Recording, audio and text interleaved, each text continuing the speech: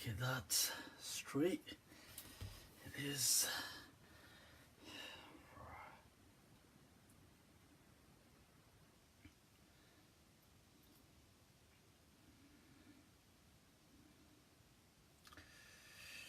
All right. Just share this.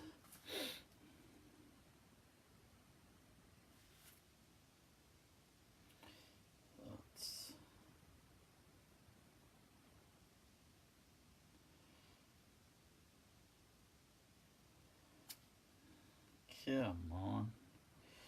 Oh, there it is. All right.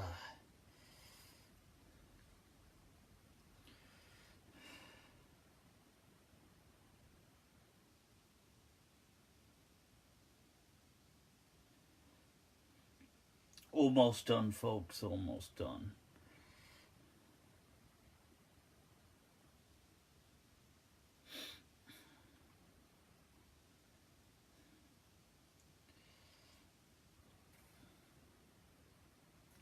All right.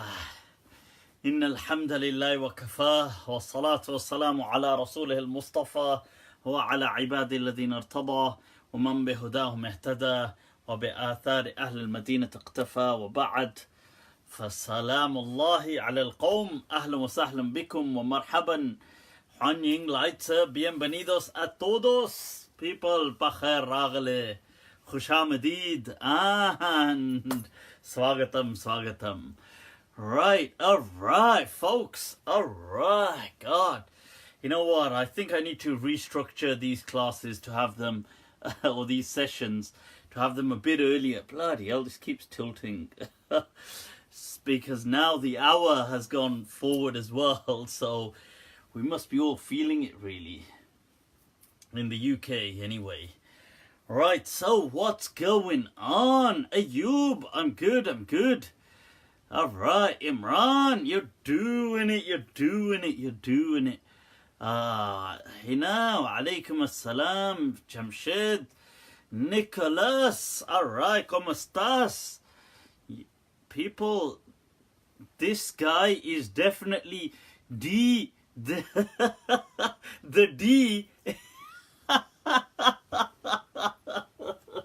People, this guy, the comment said this guy is definitely a Jewish puppet. Not even a puppet, but puppet. And his own name is the D.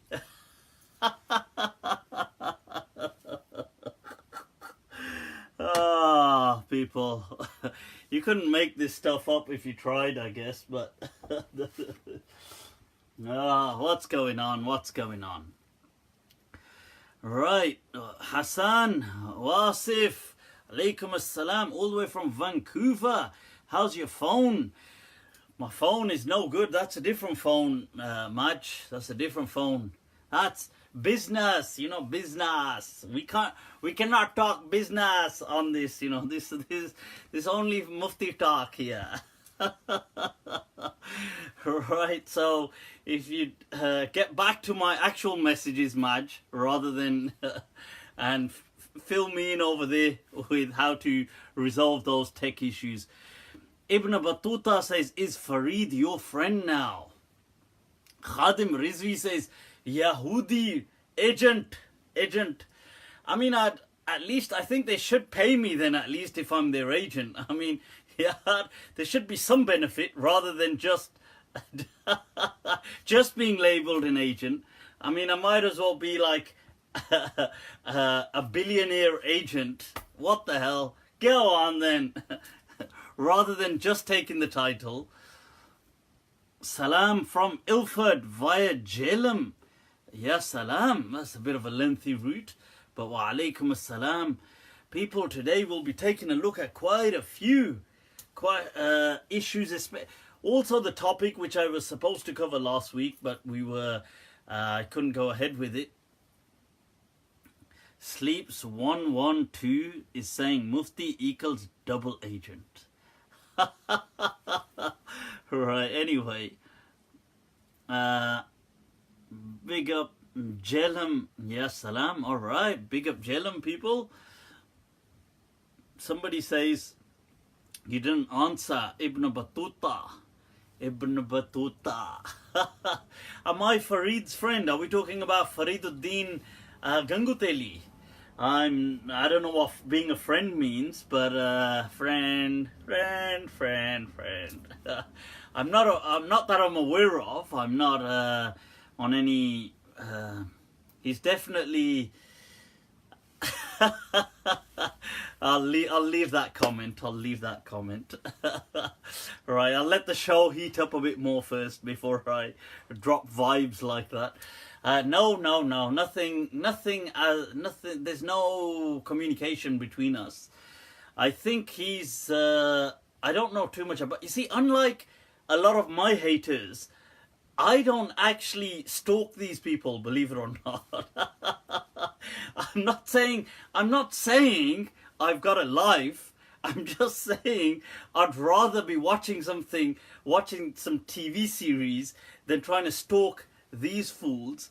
So I genuinely don't have. I mean, if somebody mentioned something to me, I might listen.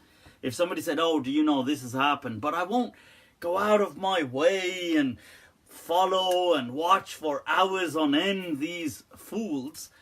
Hell no.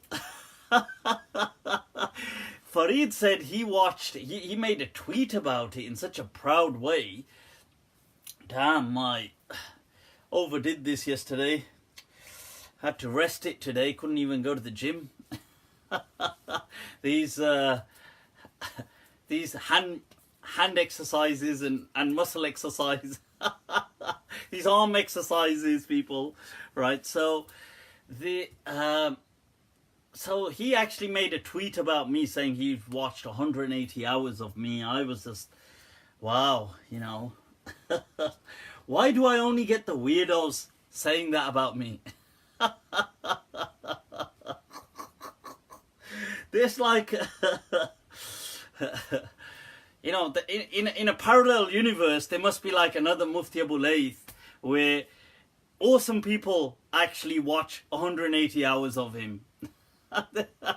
And I'm stuck over here with weirdos, you know, people who, I mean, they by default, they ought to be on at least about 4 or 5 separate lists, like barring lists, by just looking at them, you know. So why do I get stalked by these people? Right, somebody says my right hand hurts. Nutty. Huh? Left hand. Oh, I gave it away. No, it's fine. It's fine. Right, so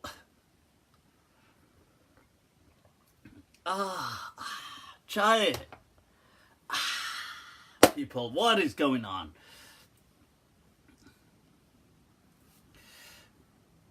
Shout out for my Chinese friend. You think I fall for that one? You naughty. New Zealand. All right. Ahlan wa sahlan. Do sons get 2 times? Sons get 2 times the inheritance of girls. I've already answered that. There's a separate clip. Mufti, Nation of Islam, please. No, thank you. I mean, I know. Are you trying to recruit me into the Nation of Islam? I wouldn't qualify. I mean, I know I'm dark, but I wouldn't qualify still. You got to be African American, I'm sure, to be into the NOI, the Honourable Elijah. And they always come suited with the bow ties and always disciplined. Wow. Now, a Pakistani just could never be disciplined like that. It's just, it'll always turn up late, or it'll always be, it just wouldn't work. The whole Nation of Islam would collapse. Right, so Will you discuss Muslims marrying non-Muslims today? Waqar, yep, hell yeah, that's what I'm going to discuss that today. I was supposed to discuss that last week. What had happened, I realized why my Facebook kept switching off. I mean, it was really weird actually, because I launched it again and then it would switch off again, and I'm thinking, this is weird, like it's not the internet connection, it's not, you know, it doesn't make any sense. I'm sure I've paid my bills. I mean, I'm sure my neighbor has paid his bills whose Wi-Fi I'm using. Right, but then I realized it's my daughter. What she'd done was she'd been just downloading this sounds like one of those terrible alibis, isn't it? Like, no, I can explain. It's my child's been downloading all these. No, she's been downloading all these apps and then using the video camera and just recording hours of useless footage. So what's happened is it just clogged out the entire memory. So I had to delete so many things to free up the memory. That's why. But yeah, no, Your Honor, it was my daughter had been downloading all that.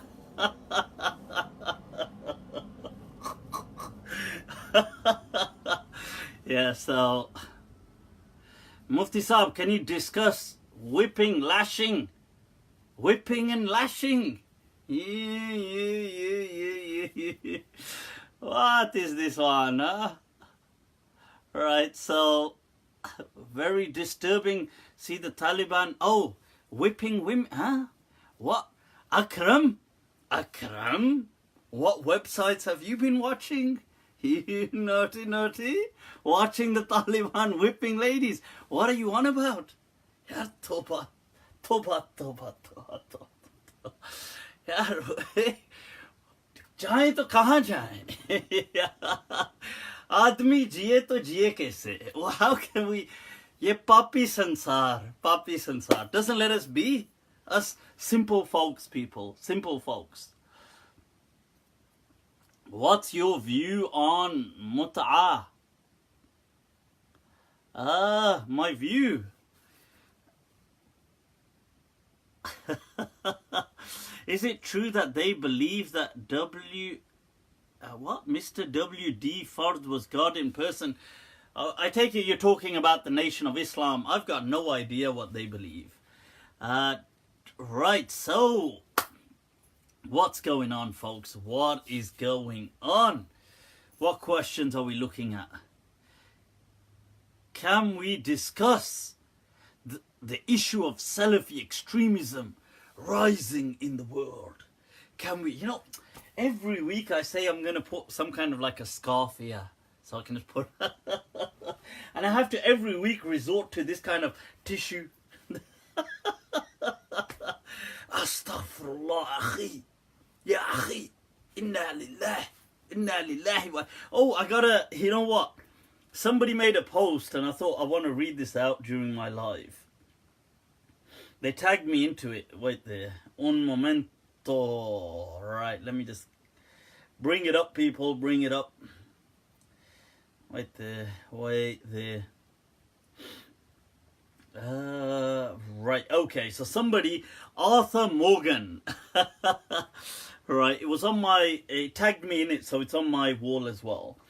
He said, had such a busy day today being a proper mujahid. Marde mujahid. First I saw this brother walking through the alcohol section in Morrison's. We have to judge by the apparent. So I've gone and told his wife that he's drinking alcohol. Then I saw this other brother with his trousers below his ankle. Yeah, sorry, I need to get into character. This is my character.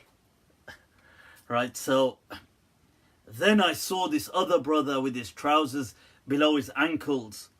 So I went and punctured his tires.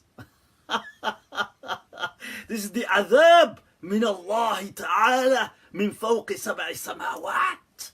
This is the adhab, people, that is coming down. that your tires get punctured. Time for Salah came. So I went home and prayed because none of the Maajid in my area is upon the haqq. None of them. They're all mubtadi'een. Right. Saw this sister. Saw this sister with this white guy.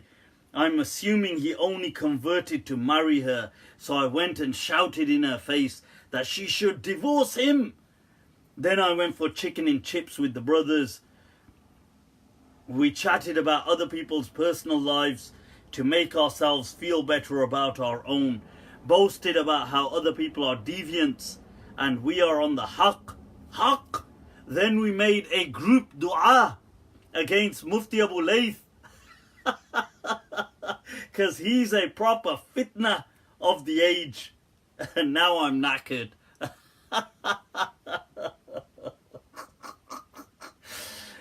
I think I could actually unite the Muslims, but against me. This is called having like mixed emotions, where you're like, should I do this? But yeah, right. So Shamsi versus Ali Dawa saga. What's the Shamsi? I've got to catch up with that one. What are we speaking about? It's perhaps one I already know, but it's... So what else is going on, people? Yes, we will be taking a little later on a look at the marrying, tying the knot between Muslims and non-Muslims. Toba. Oh, astaghfirullah. I gotta get the religion right, people. Astaghfirullah. Right, so let's start with right, what is going on? Brexit. Somebody has said Brexit. Brexit is a proper mess, people. No idea. Somebody's asked, what are my views on Douglas Murray? I don't like Douglas Murray at all. I think he's so... you can sense the kind of snobbery. Oh, I gotta read. You know what? Remind me. I gotta read. In fact, I'll do it now. Actually, there's this back and forth on Twitter between Maajid Nawaz and one moment. Un momento. Let me just see. Here it is, people. This was hilarious. So there's this... Gotta be careful showing my phone, actually. A notification could come up. I'm joking. Of course. I've switched off notifications. Right, so this guy, Juan Cole, he had responded to Sam Harris on Twitter, who was making some kind of remark, I think about Mehdi Hassan or somebody. But he was saying about, Sam Harris was just doing his, I think he was attacking Mehdi Hassan. And what happened was this Professor Juan Cole, or I'm saying Juan, sorry. Lo siento. Mi español. That's my Spanish. Juan, as spelt in English, not Juan, but Juan Cole. That's how you'd say it in Spanish anyway. So he said, you don't have the faintest idea what Muslim belief is. You are apparently incapable of reading contextually. This was his response to Sam Harris. To which Sam Harris said, really, Professor? Well then, please alert my friends. They deserve to know this about me. And he tags in with the handle Maajid Nawaz, Ali Amjad Rizvi, and a few others, Ayan Hirsi and stuff like that. So Maajid, as a savior, jumps in and he says, Hi, Prof. Please don't Islam Spain. In air quote people, Islam Spain. Islam splain. Sorry, Islam splain. Thanks. And then he puts that. Right, so Juan Cole said, dude, I have a PhD in Islamic studies. I think that was the point. That I was meant to Islam splain. I was meant to explain. Maajid said, you really want to go there with me, bro? Look me up. Look me up, any. Look me up. So Juan Cole responded, I was studying the Quran in Cairo before you were born, son. Oh, that was a killer. Whoa, he killed him. That was over. People, down for the count. Down for the count. Right, so what else is going on? Been reading it before he was born. Yep. Right, they were created around. I'm missing all these comments. We have new viewers. All right, well, so there should be. People, those of you tuning in, click like, click share, people. Share the love and the fitan and fasad. It needs to be done, needs to be done. Somebody said, Maajid Nawaz, is Maajid Nawaz your friend or Juan Cole? After seeing those comebacks from Juan Cole, it's definitely I'm team, hashtag team Juan Cole, people, team Juan Cole. Right, so, alright, somebody said, just got my top fan badge. You're doing it now. Facebook gives top fan badges, people. So those of you wearing them, mwah, mwah, Gio, khush raho, abad raho, meri jaan. That's what I'll say. Right, so let's take some questions. Let's answer some questions. Right, so, sorry, before somebody had asked me about Brexit, I think the whole thing is a mess. I think everybody's just fed up. And Theresa May is just an idiot.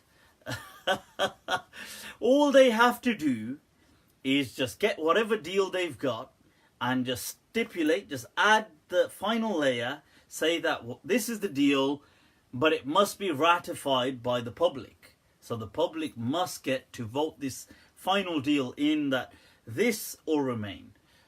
Fine. There you go. Should immediately break the deadlock. Should get through. Should have a proposal. And we'd have a solution.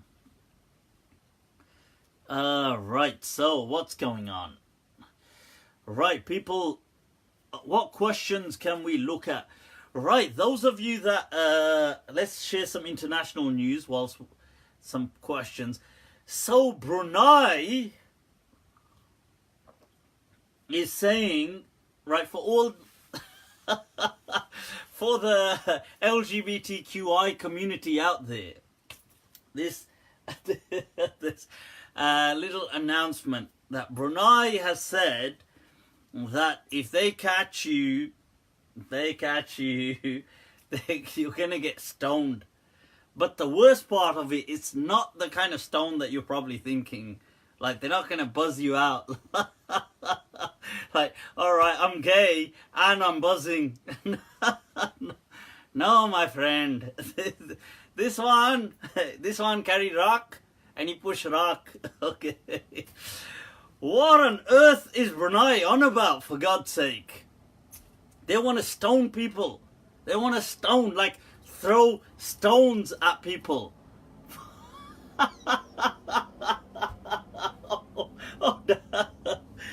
These guys, are they, oh my God. I mean, do they live in 2019? Is this, like, does Brunei even count? Is Brunei even, nobody, Brunei is trying to, like, you know what it is? It's like, you've got this kid in the corner going, hey, me. It's like the Muslim world has this whole thing, there's always this kind of ego challenge going on. Who really represents Muslims? You'll get some part, Saudi will always be like, it is, ya akhi. And there'll be the Gulf states, then there'll be the Middle East, then there'll be like Egypt with its kind of Cairo and Al-Azhar kind of we represent, and then you'll get, I suppose you've got Morocco with its kind of traditional, we represent traditional Sufism. Then you'll have like Pakistan saying, you know, the Chaudhries, we traditional Pakistan, you know, Pakistan ka matlab kya? La ilaha illallah. So you'll have like Pakistan, then you'll have Afghanistan saying we are the Taliban, the land, everybody. Nobody even know. Brunei isn't even, it isn't even invited to that mess of a meeting. Nobody even knows where Brunei is on a map. It's like, Brunei, what the hell is that? And from all of these countries, Brunei gets up and says, okay, we'll stone gay people to death. It's like, what? Everybody's like, what? And they're like, yeah, we'll just stone them all to death. God, I think the Sultan of Brunei must have been buzzing. He must have been thinking, oh, like, stone them, like, we'll just drug them out. Because, for God's sake, will somebody wake him up, like, oh, just swing him around. For God's sake, this is 2019. You're not in 1352. Stoning people to death, making a mockery out of Islam, and then you'll just disappear because when you think of Islam, nobody thinks of Brunei. Nobody thinks of Brunei anyway. Nobody's heard of Brunei. It's like, so the rest of the Muslim countries just have to take the heat. Oh, I realised the comments had slightly frozen. There they are, they're back. Let's stone people. What a stupid kind of joke. I mean, if it was a joke, it'd just be like a dumb joke. It'd be one of those jokes that everybody just like. But the worst part is this guy's for real. It's like me, I stoned them. It's like, and they turn up with pebbles. They're like, and they all camp as well, and they're throwing at the gay guys, and the gay guys are like, ooh, ooh, ow. Oh God. No, on a serious note though, this is embarrassing. This is really embarrassing. I mean, come on people, even in the past, look at the Maliki great ulama of the past.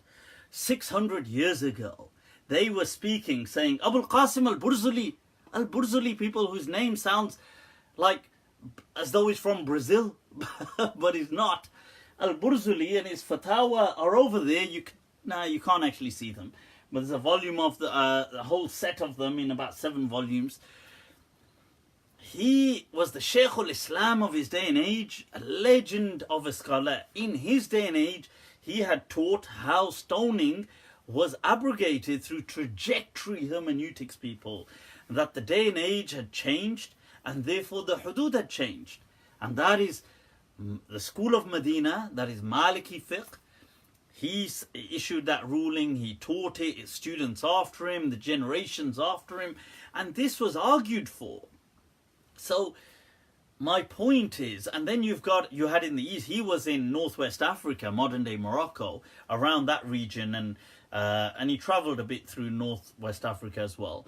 So, and then you had in the east, you had people like Suleiman al-Qanuni, the Ottoman Caliph, and the Sultan, not the Sultan of Brunei, but that Sultan, and he back then had changed the legislation of things like this. So Muslims back then were ahead of the game. This is before colonial kind of influences and things like this.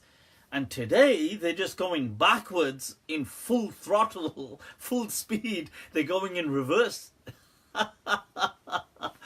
Anyway, so somebody said my dad's name is Sultan.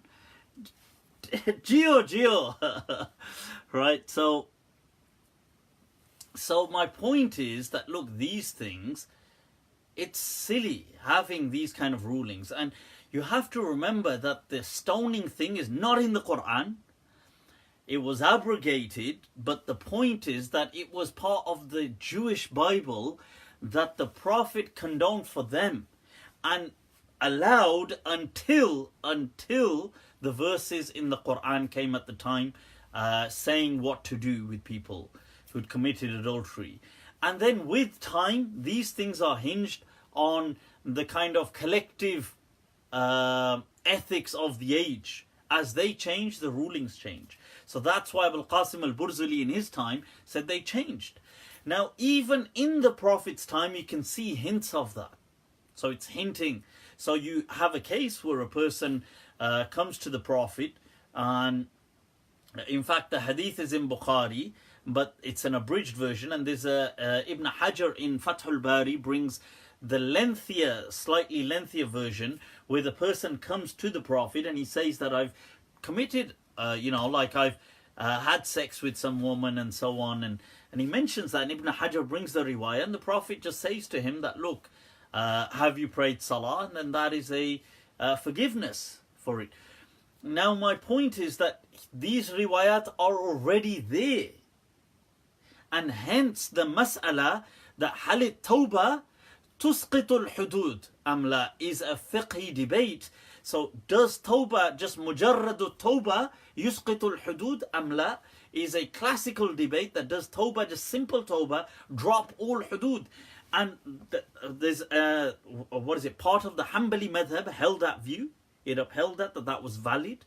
And hence Imam Ahmad brings in his Musnad the hadith when they tried to in that day punish this person who'd committed adultery, and he tried to run away, and the Prophet condemned them later on in saying that, why did you carry through with this? So the Prophet said, Halla taraktumuhu, if only that you'd left him alone. Fayatubu Allahu alayhi, that if only you'd left him, then he would have repented and Allah would have turned back to him. Now that is a hadith in the Musnad of Ahmad, and that is one of the opinions upheld within the Hanbali madhab, and I believe it's also the Qawl al-Qadim li-Shafi'i, but it's within the Hanbali madhab that that tawbah, mujarradu tawbah, just tawbah on its own, drops all hudud. Okay, so if that be the case with just tawbah, of course that the maqasid of the sharia would dictate that the actual hudud would change with the day and age. So right, so okay, so there's that issue going on. What else, people? What else? Right, we've had a bit of an issue going on within the UK, especially within Birmingham, and I think maybe some other places, but it's become a national topic of debate, and that is to do with, somebody asked, do you listen to Sheikh Imran Hussein? I don't, no, I don't. Right, so somebody, right, so it's become a topic of national debate, teaching children about homosexuality. So what is all of this? Okay, and in schools, and this No Outsiders program.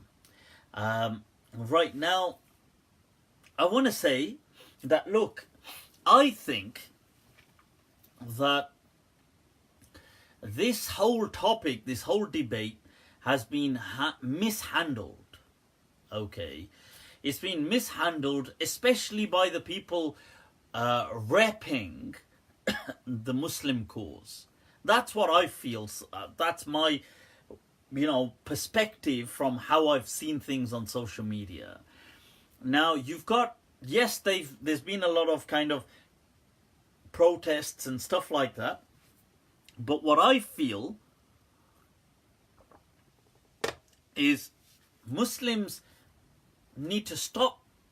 You see, that first of all, we need to clear up that there's nothing wrong in teaching, if it's simply... So I watched a national debate where the representatives said that we do not teach the children. I mean, once again, it can be debated. If people have evidence to the contrary, they can bring it forward. But in that, on that debate, the kind of Ofsted people said we do not teach them about the sexuality or sexualization. Like, we don't teach them about sexual relationships. We're just teaching them that some people have, like, some people have two mums, some people have two dads, like that. Now, I would say if that's simply the case, then that isn't a problem.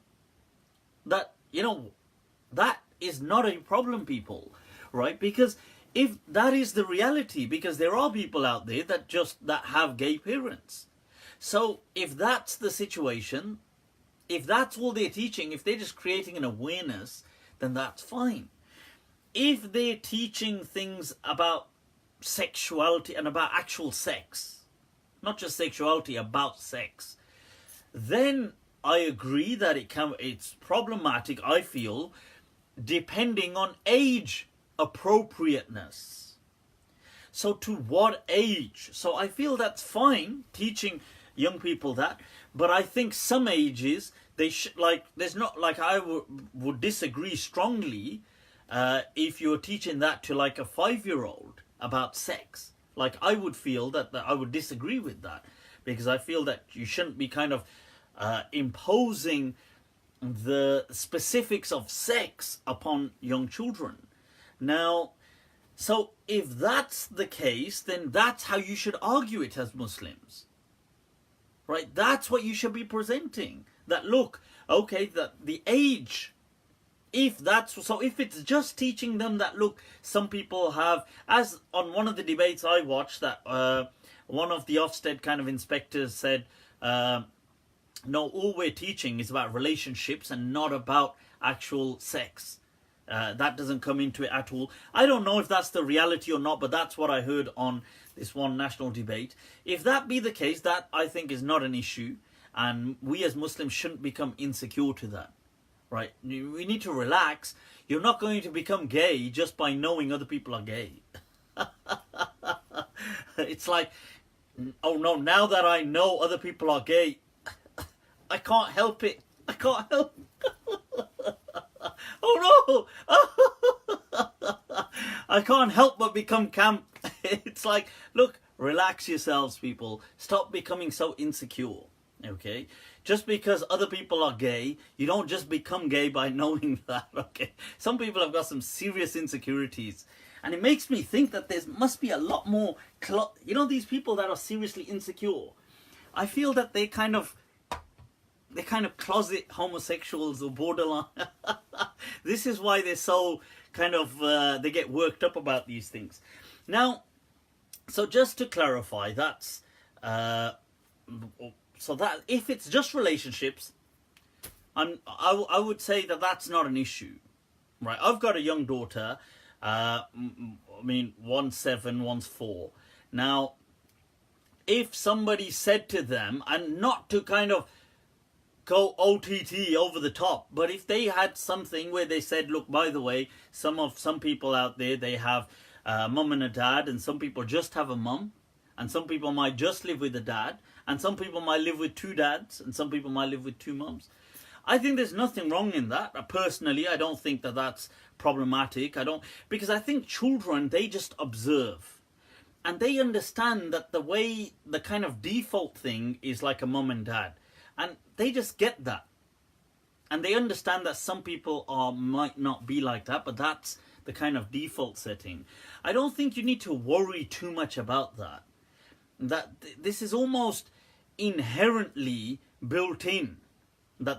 Because if you think about it, even with creatures in general, I mean, regardless of humans, they get that sense of the kind of whatever the tribe or whatever the kind of family thing is.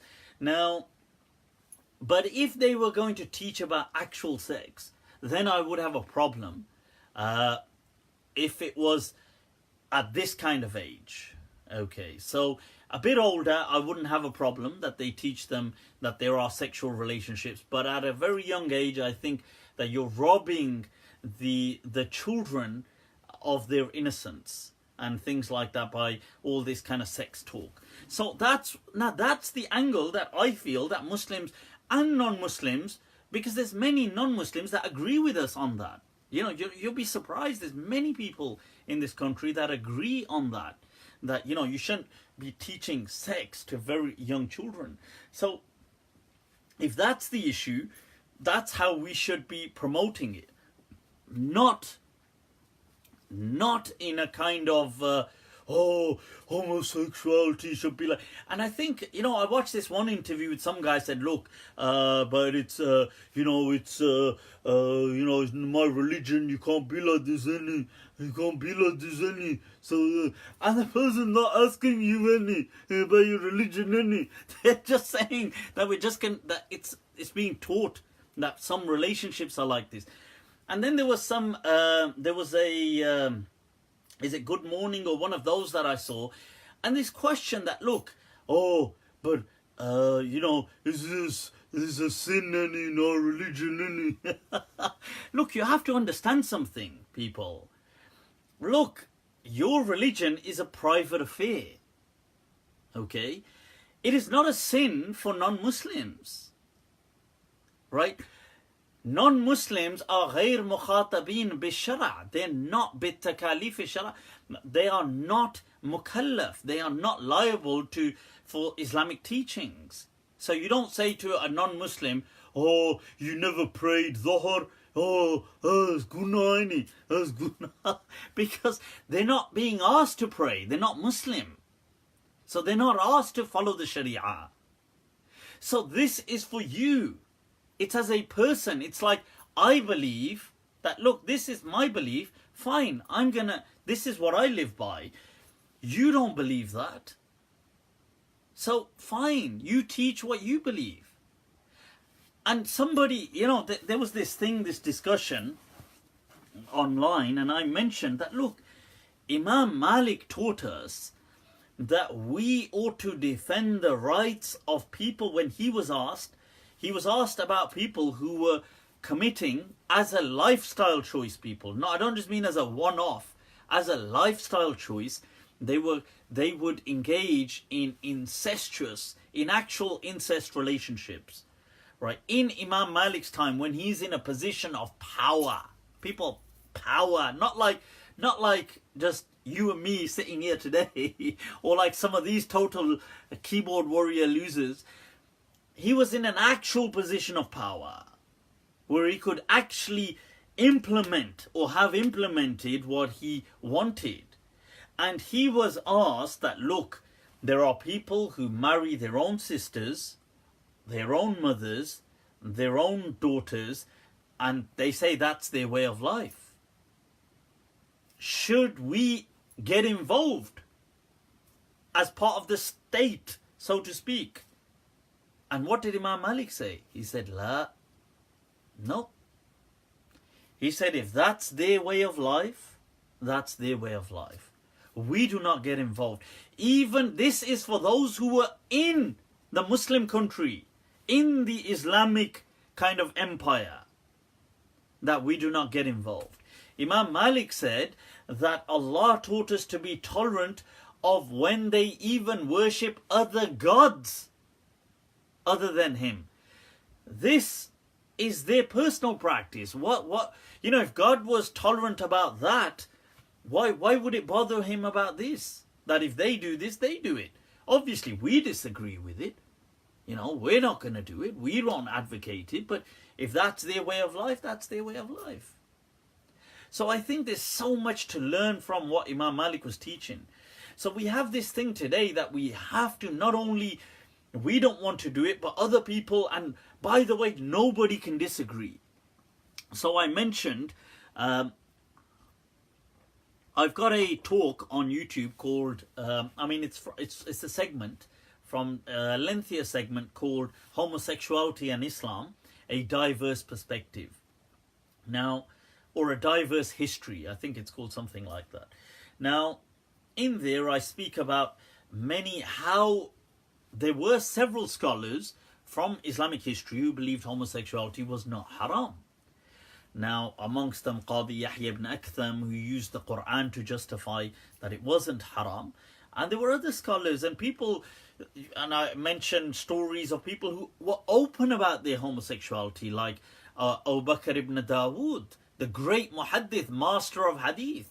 I spoke about Ibn Hazm in his book of Tawq al-Hamama, where he writes about several, illustriously writes, may I add, in great detail. He writes about all kinds of things going on, but many of the escapades that were going on in his time, that people were getting up to the nutty ones, and many of them, or about half of them, homosexual.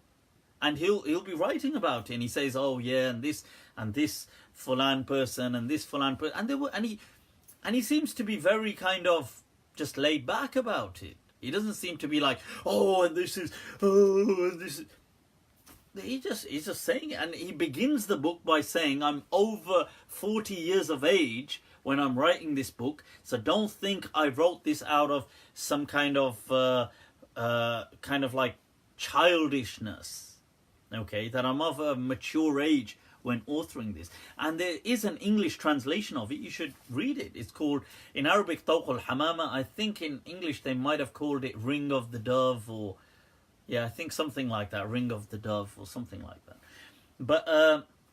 But you get this, and you get other great scholars, and they're openly promoting they openly boast about their homosexual poetry. Now tell me, what is that about then? You know, why does Qadi Abu Bakr ibn Arabi and all these other great scholars, they'll openly, including Ibn Hazm and all these people, they'll openly boast about like homosexual poetry, and these were the people. So either these people are all deviants, and if they are, then there goes our tradition, because they're the authors. They wrote everything, right? Because look at Imam Nawawi. Imam Nawawi writes in his Fatawa book, I've got it right here, I've actually shown it. He writes how he finds his personal opinion. He says it is he treats it like a fact. He says fact. Right, that's a fact. He says that teenage boys are much more beautiful than any woman on earth. This is what he writes. He says this is a known fact. I've got to do that kind of Trump. And he's treating it like a fact. And this is like where you're thinking, huh? What kind of women did he have around him? Did he have women like with these big scruffy beards? Cavemen women. Yeah. Some of the Neanderthal tribes had still survived on to Imam Nawawi's time. And hence Imam Nawawi never got married. You know, it's like, and he writes this in his fatwa. Go to his fatwa book about the Amrad, the boy, the kind of boy in his mid-teens or late teens, that kind of, who hasn't fully developed a full beard and stuff like that. And he says that there's no doubt that their Jamal, their beauty, outdoes the beauty of any woman. And you think, well, okay, right, okay, this is getting weird. Imagine you're in his class, and he starts, and you're there because he has a commentary on Sahih Muslim, and you're there for the commentary, and then he starts all of this, and you're like, right, okay, Sheikh, can we focus on the hadith? But my point is, so unquestionable, if he's finding young boys attractive, or like teenage boys, I'm not saying he did something, I'm just saying, but he's openly saying, and he's not being shy about it, he's writing it openly, that yeah, they're more, in fact, they're not only beautiful, he says they're more beautiful than women, any women. And so here he's expressing this kind of bisexuality that he feels is universal. He feels that all men would be like, duh, everybody knows that. That's the kind of, he's writing it with that level of confidence that, you know, every reader is going to be like, duh, of course. You know. But so now, so what is Imam Nawawi then? You know, if he's finding these guys attractive, I mean, so is he a deviant? I mean, are we going to chuck all these people out of the faith now? So my point is that when I expressed that there was a diversity of views, I'm not saying it's you have to accept it. I'm not saying it's my view, but I'm saying these people had all these views. So look, what's the problem?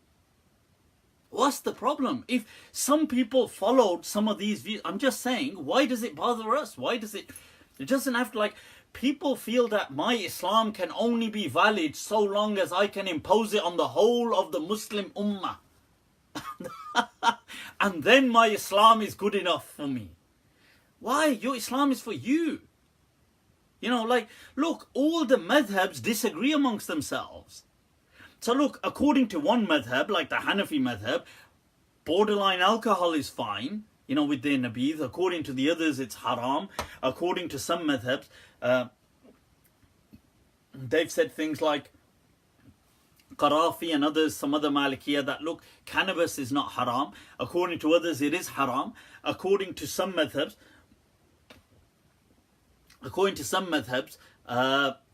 apart from pig, every other animal is halal or permitted to eat, even if it's discouraged, but it's permitted, including carnivorous animals, including predatory animals, including every fish, every amphibian, every bird, that if you wanted to eat it, you could. I'm not saying you have to, but everything is permitted. And that's the Maliki madhab.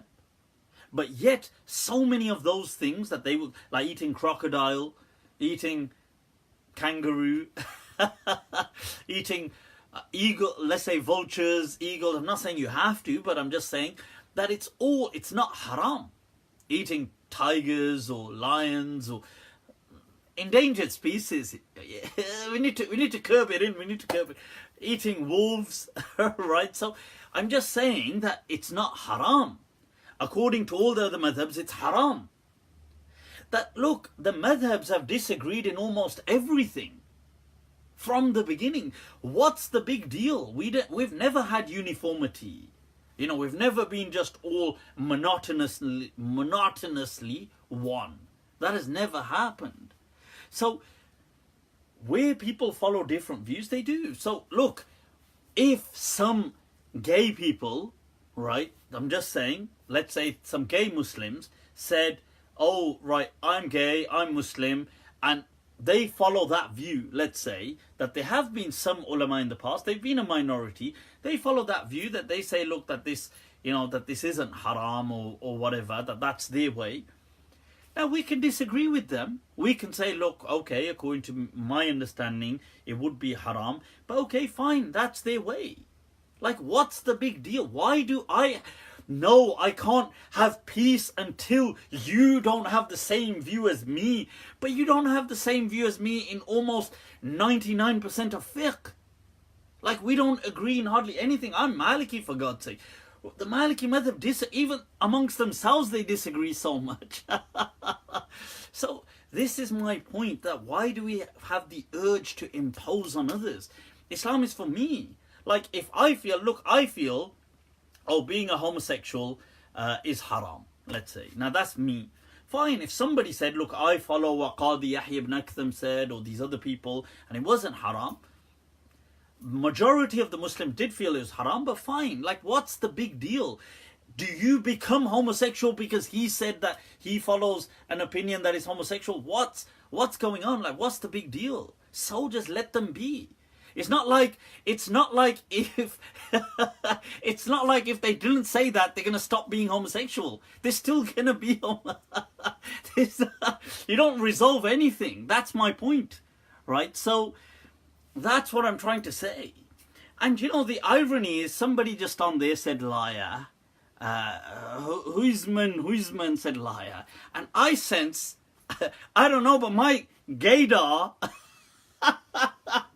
detects a raw nerve. Naughty, naughty. Listen, Hussein, what's his name? Wait there. Hussein. What kind of a name is that? Seaman? Oh, Huizman. Sorry. I thought that's a rather odd name to name your child.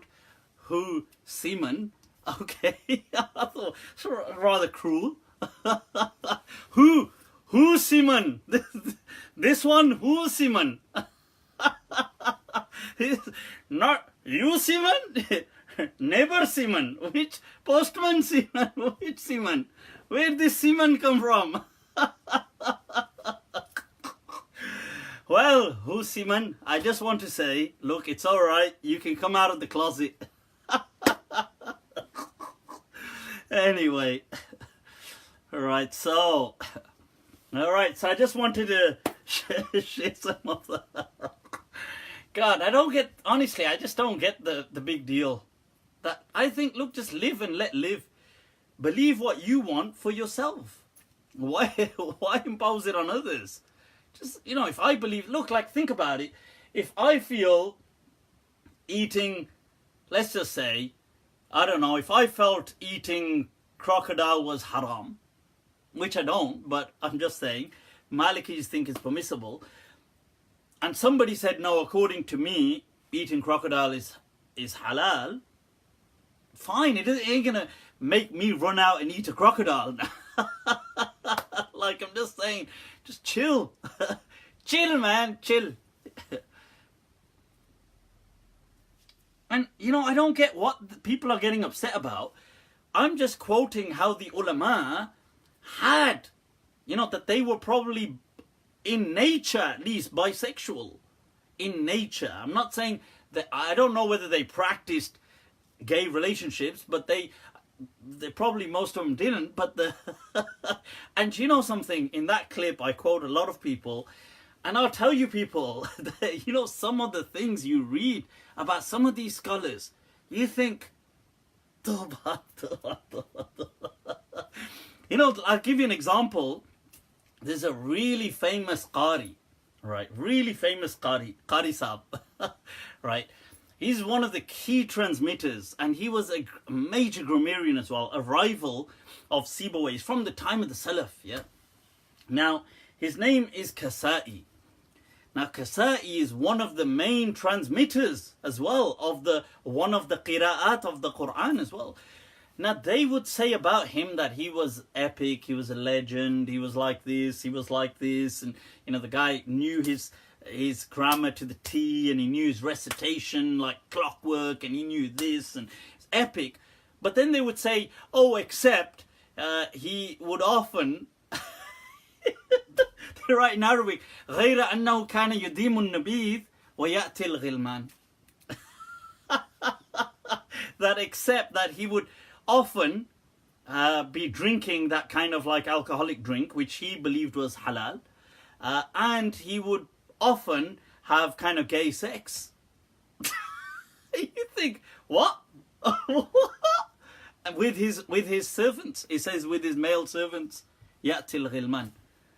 Now, you think, I'm sorry, I missed a whole season. I feel like kind of like lost out here. Like, what the hell? We went from he's epic, he's a legend, his recitation's on point, he's this.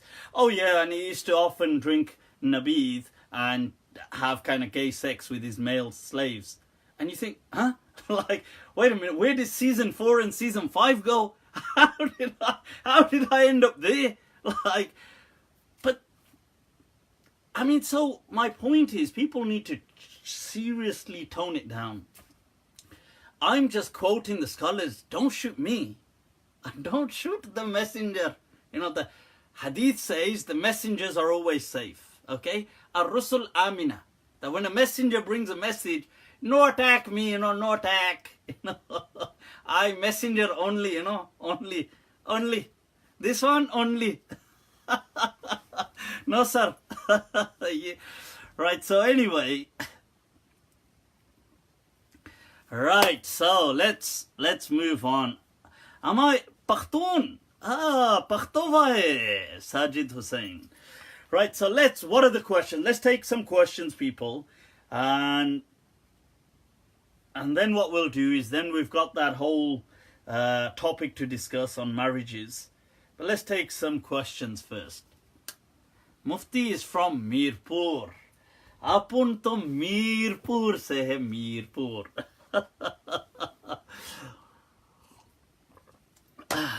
I do love languages though. People, on that note, I wanted to share actually some experience. I've recently kind of upped my game with the languages I'm studying, and I've signed up for some formal classes. So I take classes through this website called Verbaling. It's actually very good, you know, I'm quite impressed with it. So that you just type in whatever language you're looking for, and you got tutors across the world and different rates that they're charging, and that's it, just booking your lesson. So I've got my Espanol going down, people, practicing with mi maestro, who is from Mexico, people, from Mexico. And I'm also practicing my Sanskrit. All right, people, Sanskrit.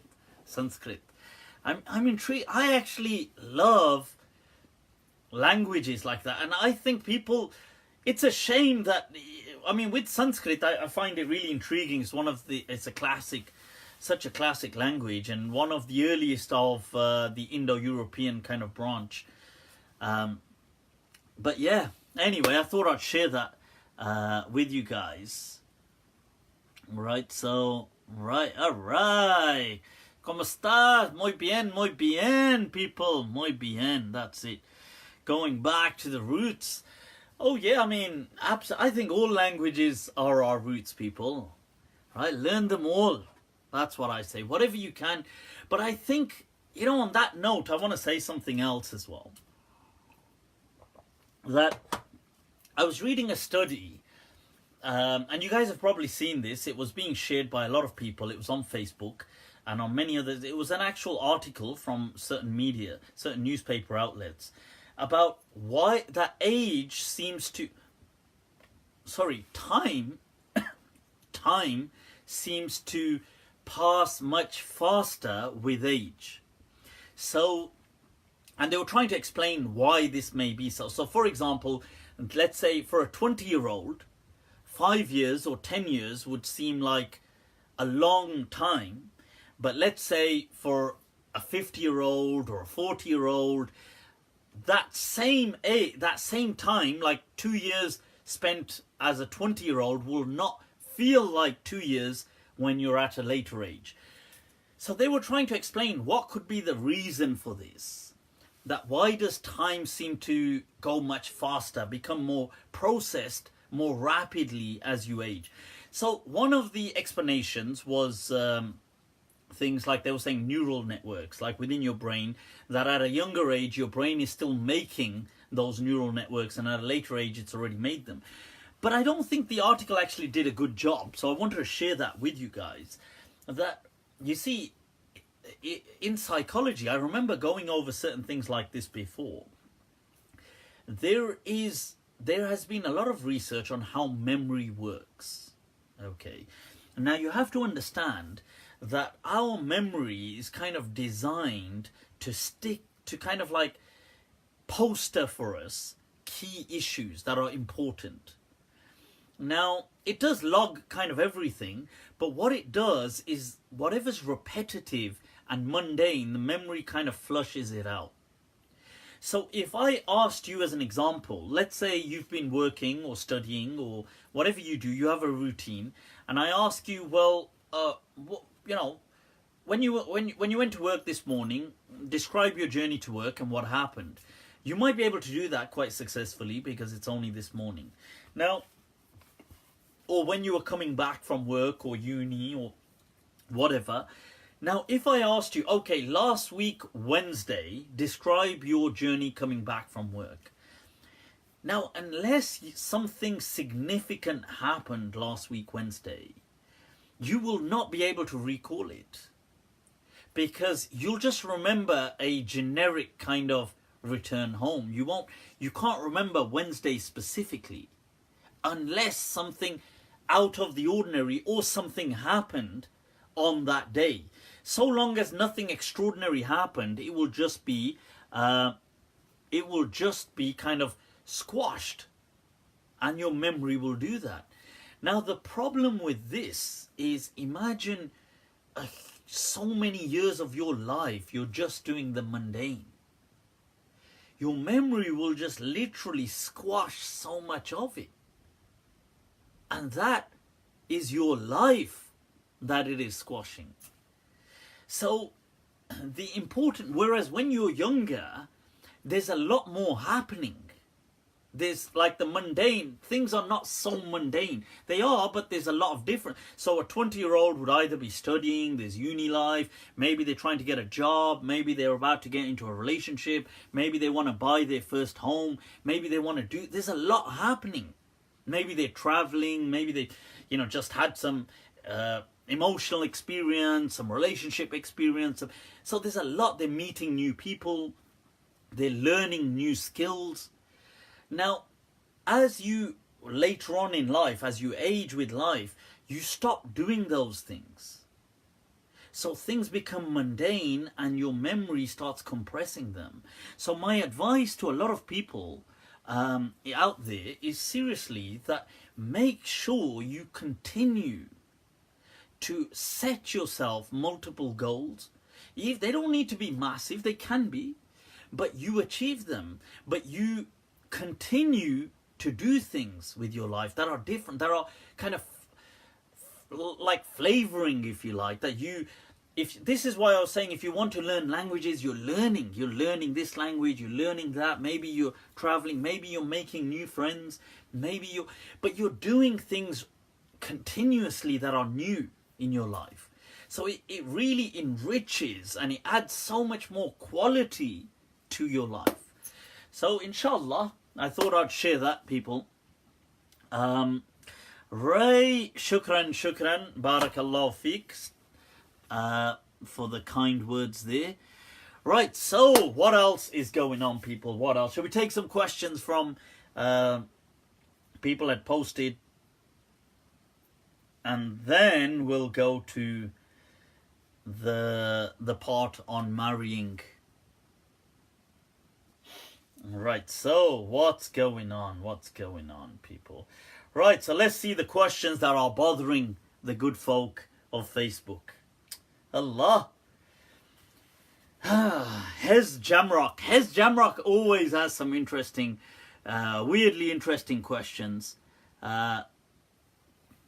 Muslim man is watching. when you look out the curtains, Muslim man is watching. Oh, thank God he's Muslim. I mean, the thought of him being uncircumcised would be really disturbing.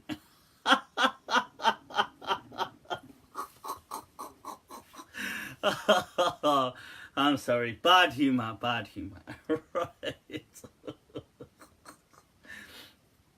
I'm just saying what the group's thinking. Right, so oh my God, so many questions by Hez Jamrock. Let's take some and then we'll move it along through different people.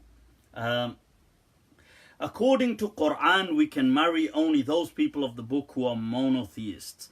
Muhammad Naeem Khan. Well, Muhammad, I'm going to get to that in a while. So, espérame. Right, so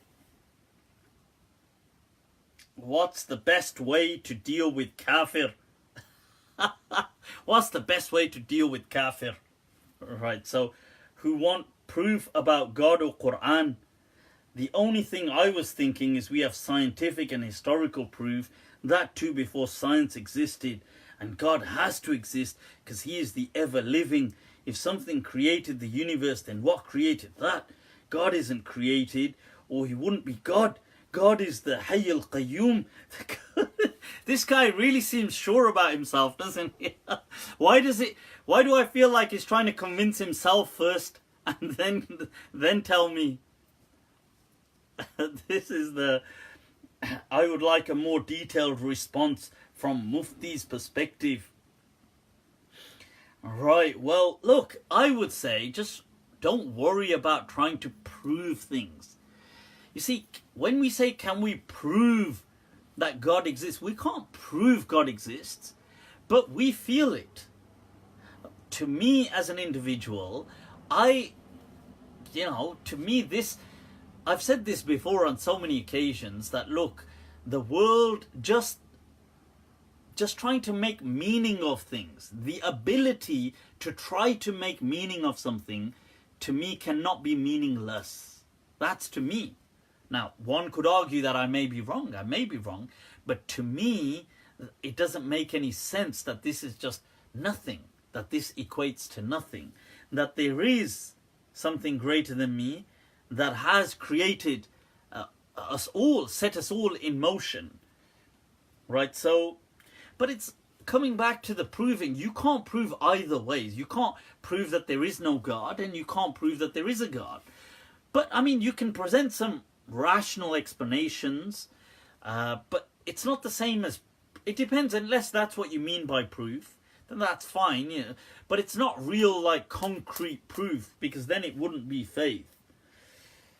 Yeah, okay. Zaid is asking, Salam, wassalam, can a non-Muslim marry a Muslim and then later embrace Islam? Is the marriage valid? Right, but I'm actually going to be covering this shortly anyway, so that's all good. Right, what else, people? What else? Why has Allah withheld the meaning of some verses of the Quran from the Ummah, like the huruf al-muqatta'at? Right, okay, so the huruf al-muqatta'a are things like alif lam mim, alif lam ra, these letters that come at the beginning of certain surahs. Nobody truly knows what they mean. They're just there. Why has Allah done that? I mean, it'd be so dumb for me to give you the answer, because it would mean that, like, why has Allah withheld this, but I happen to know it? Even the angels would be like, huh? What the hell? They'd be like, well, isn't that withheld? Isn't the whole purpose of it being withheld that he wouldn't know it? So if I just told you the answer, that would just mess up the whole game. But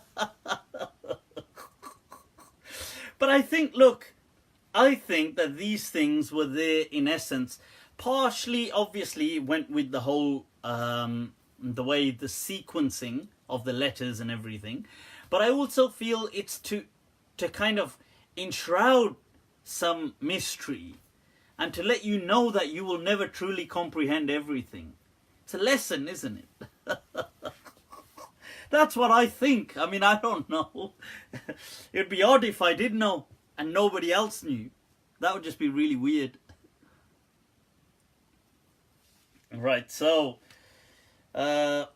you said shaitan at best is simply insinuations and thoughts.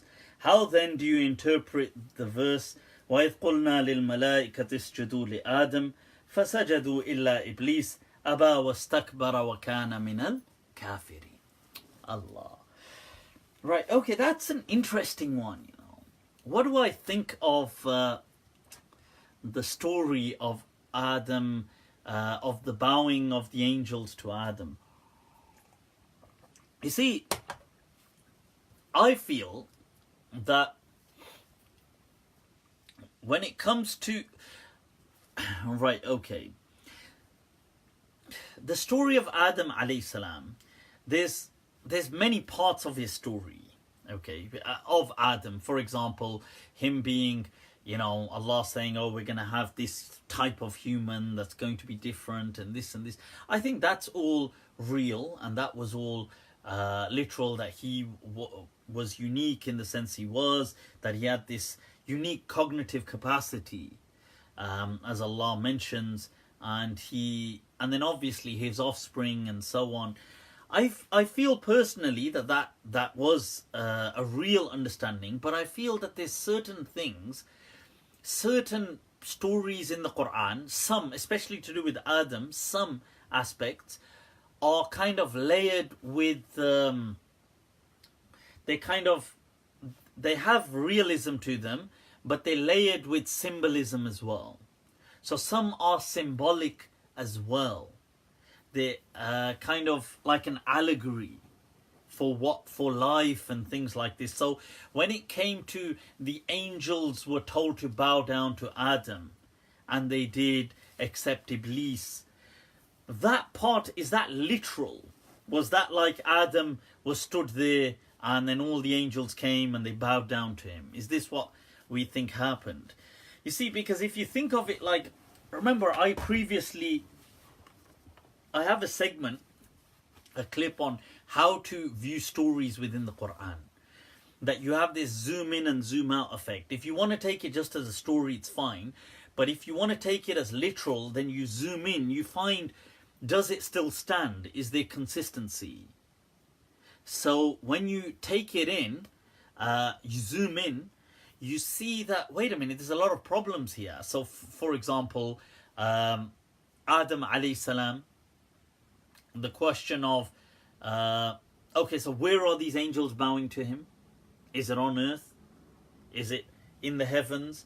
Wasn't his heaven in earth anyway? So the angels came to earth. All the angels, this is all the angels that were, they all came around him. They were instructed, what you know, when Allah said, Usjudu li Adam, what was this command? Was it a tashri'i or takwini? So tashri'i means, was it legislative? So Allah was giving an instruction, a commandment that is like, God is asking you, would you like to obey me? Like it's a tashri', it's like a sharia, it's a commandment. If that be the case, but then angels are ghair mukallaf, they don't have tashri'. And if it was takwini, God was commanding as an imperative, as in he was setting it into motion. Like Allah says, be, and it is like this. Or he says to the, to the heavens above, let there be rain, and there was rain, and things like this. Now, if you mean in that sense, then that they were just being programmed, then how does Iblis disobey?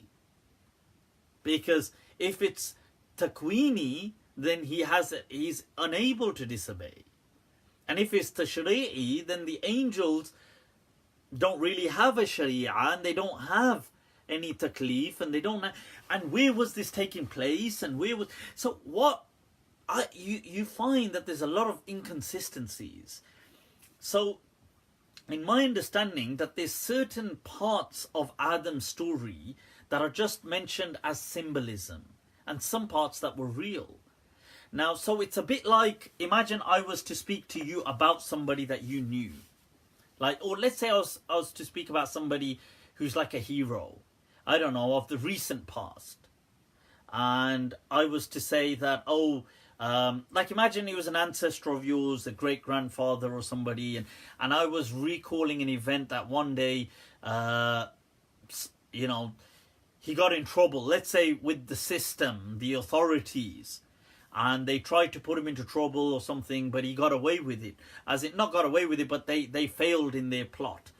Now, I might say, and on that day, the forces of evil were hell-bent on doing him over. But good overpowered evil in the end. Now, I might say that, the forces of evil or the forces of good, but really I was just talking about, let's say I was speaking about an ancestor of yours, and I'm just giving an example of some kind of incident that he's going through. So language like this is used at times. Now, I feel that the angel thing and about Iblis disobeying, this thing was more symbolic about forces.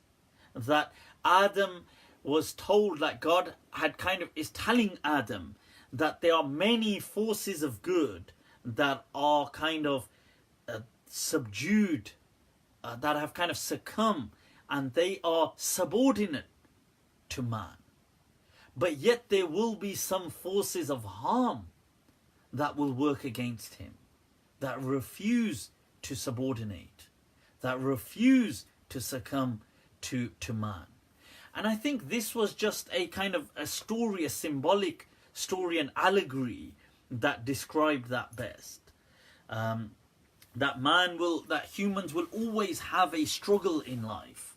That although they will kind of overcome, there will be many good things in their favor, but there will always be some things opposing them.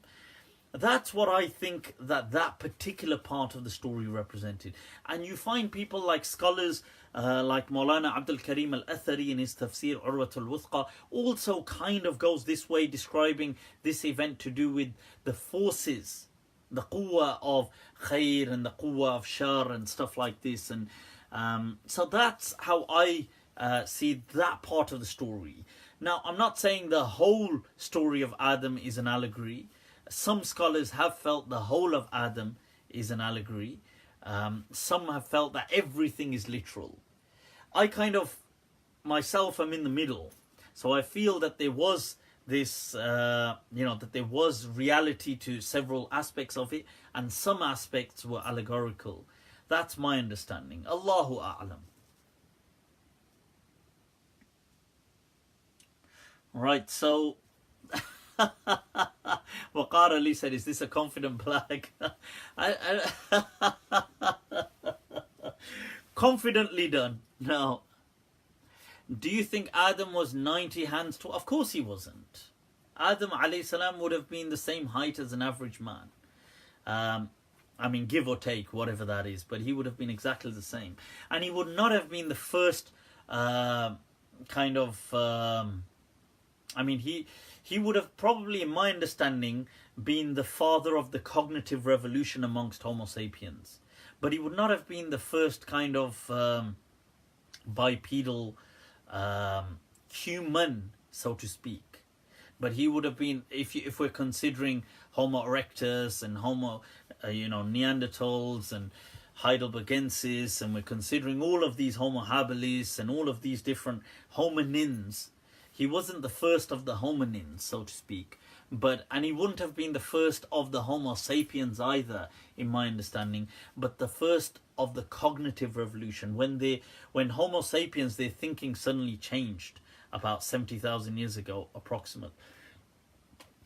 And they just became something else. They became involved in art, in discovery, they just became a unique species all of a sudden. I think that at the head of that was Adam alayhi salam. And that's what the ability, when Allah said he taught him the constructs, that's what these things were, that he could construct his own knowledge and keep building. He could build knowledge independently. That's the unique thing. I've seen some people translate it as, and God taught Adam the nouns. That just sounds so silly. Sounds so ridiculous. And God taught Adam the nouns. That just sounds like so childish. Like, okay, today's nouns are a ball, a bat, a cat. Cat rhymes with bat. I'm sure my Zara, who's 4, is doing things like that. That's belittling Adam alayhi salam. Come on, for God's sake, if he's going to be the father of the cognitive revolution, he can't be like bat, cat, mat. And then somebody had translated, and God taught Adam, allama Adam al-asma, so he taught Adam the nouns. And you're thinking, well, what about verbs? What about prepositions? He's like, I, going. If you want to take that as a noun, that's not even a noun really. Active participle. But, so that's what it didn't mean. Look, you have to remember, people, even other hominins most likely may have had, and would have probably had language, but to a lower level than us. So it's very likely that Neanderthals had language. But maybe just not on our level, that's all. The difference is that we can construct in-depth abstract knowledge. Like we can construct knowledge from knowledge. Like you take things like building blocks, you put them together, you construct new knowledge. We have induction, deduction, things like this. These things are very, very human, I think. As in very Homo sapien. Because if you think about it, look at a monkey today, like a chimpanzee. And even some, you get things like bonobos and other monkeys. They teach them certain basic kind of language skills through computers today. Basic skills, and they teach them where they can identify letters of the alphabet, and they can point to the right letters, and they can do stuff like this. And arguably, some gorillas or something have even tried to spell out certain things at some time.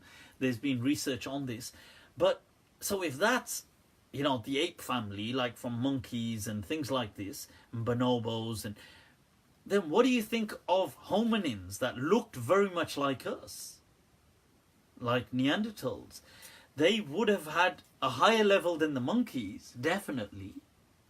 So if they say today a monkey possesses the kind of, I don't know, like the brain of, like equivalent, I'm just saying in intelligence, probably like a 2-year-old child. So you can imagine that Neanderthals would have at least been like 6-7-year-olds, at least, like that kind of capacity they would have had. So yeah,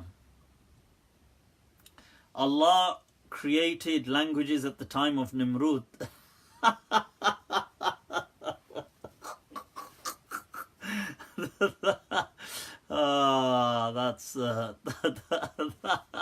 That's funny. Allah created languages at the time of Nimrod. And before him, what were they doing?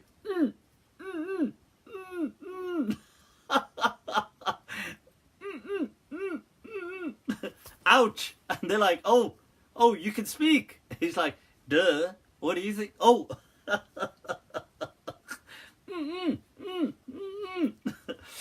Right, so of course Allah didn't create languages like that. Human beings have been creating languages, but I feel that language is hardwired into us. And I do feel that language has been there before. It's been with, like I said, I feel that Neanderthals must have had language, but to a low level. And we Homo sapiens must have had language, but with the cognitive revolution, we took it to another level. That's what I think. But Allah didn't kind of like teach languages like that, like in that sense.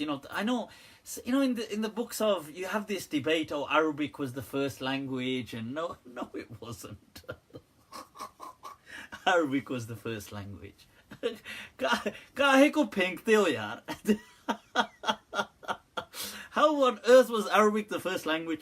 Arabic belongs to the Semitic language group. Okay, so that means it's kind of broken off from the Semitic group, from which came things like Arabic, Aramaic, Hebrew, Syriac, things like this came from there. Just as Indo-European languages, whether it's Urdu, Hindi, French, German, English, Persian, they all belong to the Indo-European. So they came from something called Proto-Indo-European, and maybe they came from others before that. So you would have had, like, let's say Proto-Indo-European. From that would have come things like you would have had Latin, breaking away from that. From Latin, Vulgar Latin broke away from that. From that, the kind of Romance languages, Spanish and Portuguese and Italian. You would have had Germanic breaking away, and then from Germanic, English, and things like this, basically. But there is a real good book I'm going through currently called The Wheel, the Horse. I've forgotten the full title. I'm going through it on Audible. It's called The Wheel, the Horse. But it speaks about the Proto-Indo-European and how the language is diversified. Right, so cool, people. Right, let's take a look at this. Somebody said about linguistics. Right, it is actually, it's quite so Sajid saying check out about Nimrud and languages. Yeah, I think you're referring to the Tower of Babel story, but Yeah, so linguistics is something I have a passion about. Language, especially. Language. I mean, linguistics, yeah, I suppose so. Right, people, let's take a look at this question. Can Muslims and non-Muslims intermarry? Intermarry, the marriage. So let's take a look at. So where does this question emerge from? This question emerges because in our day and age, we've got we've got somebody said it takes two for a language to be. Radar Khan, you're absolutely correct. Language is a social phenomenon. It cannot exist individually. Therefore, and people like Wittgenstein had clearly argued that almost 100 years ago, that language cannot be a private phenomenon. It must be a public kind of phenomenon. So there's no such thing as a private language. That's absolutely true. And the Tower of Babel is not Islamic. No, that's not Islamic at all. Right, so the Tower of Babel is that God said, let's go down, that, that man, that humanity is kind of getting too smart, and they're building this tower to rise up to the heavens and reach God. So God said to the angels, let's go down and confuse them, and let's split their languages so they can't communicate with each other, therefore they can't plot together and reach us. Oh God. What a plan.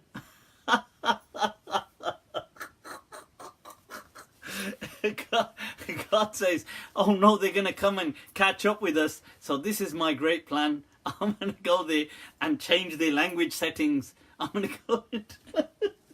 So the guy's going, so one guy's going, he's saying to the other one, he's supposed to say something. He says, and all of a sudden he's speaking another language. He says, وَمَاذَا سَنَفْعَلَ الْآن? And the other's like, إيه كمان أبيها?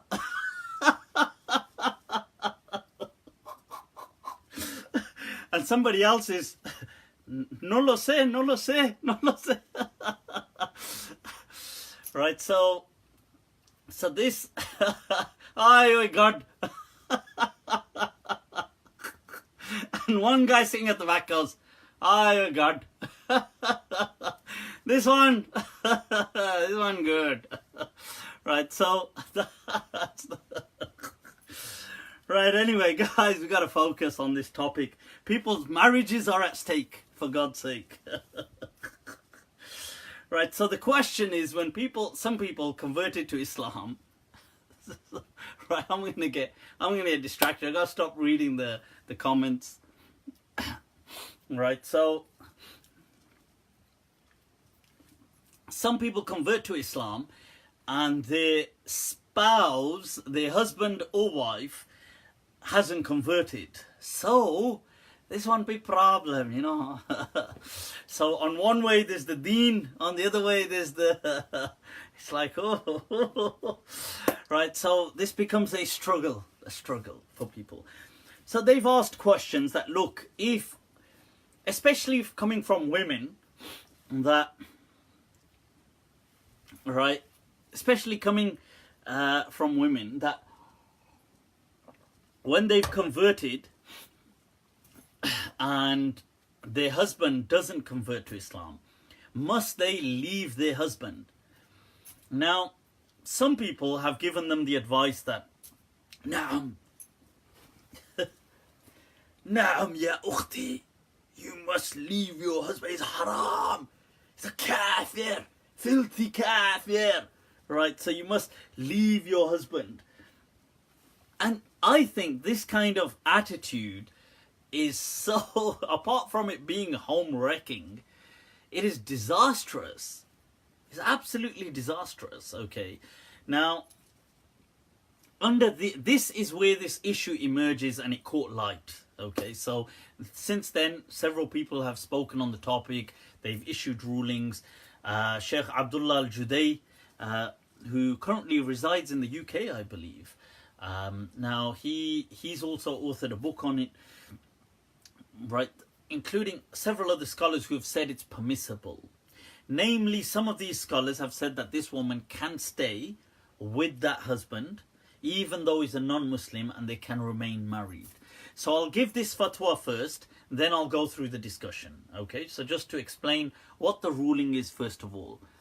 Right, so the ruling, according to Sheikh Abdullah bin Bayya, who's a great epic scholar of our age, Maliki in essence, people definitely know of him. He's the teacher of Sheikh Hamza Yusuf. Now, and I believe Sheikh Hamza Yusuf would be with him on this. Now, but Sheikh Abdullah bin Bayya has clearly given the fatwa that the wife can stay with her husband. This was also the fatwa, as I mentioned, of Sheikh Abdullah al-Juday, of Sheikh Qardawi, Yusuf al-Qardawi.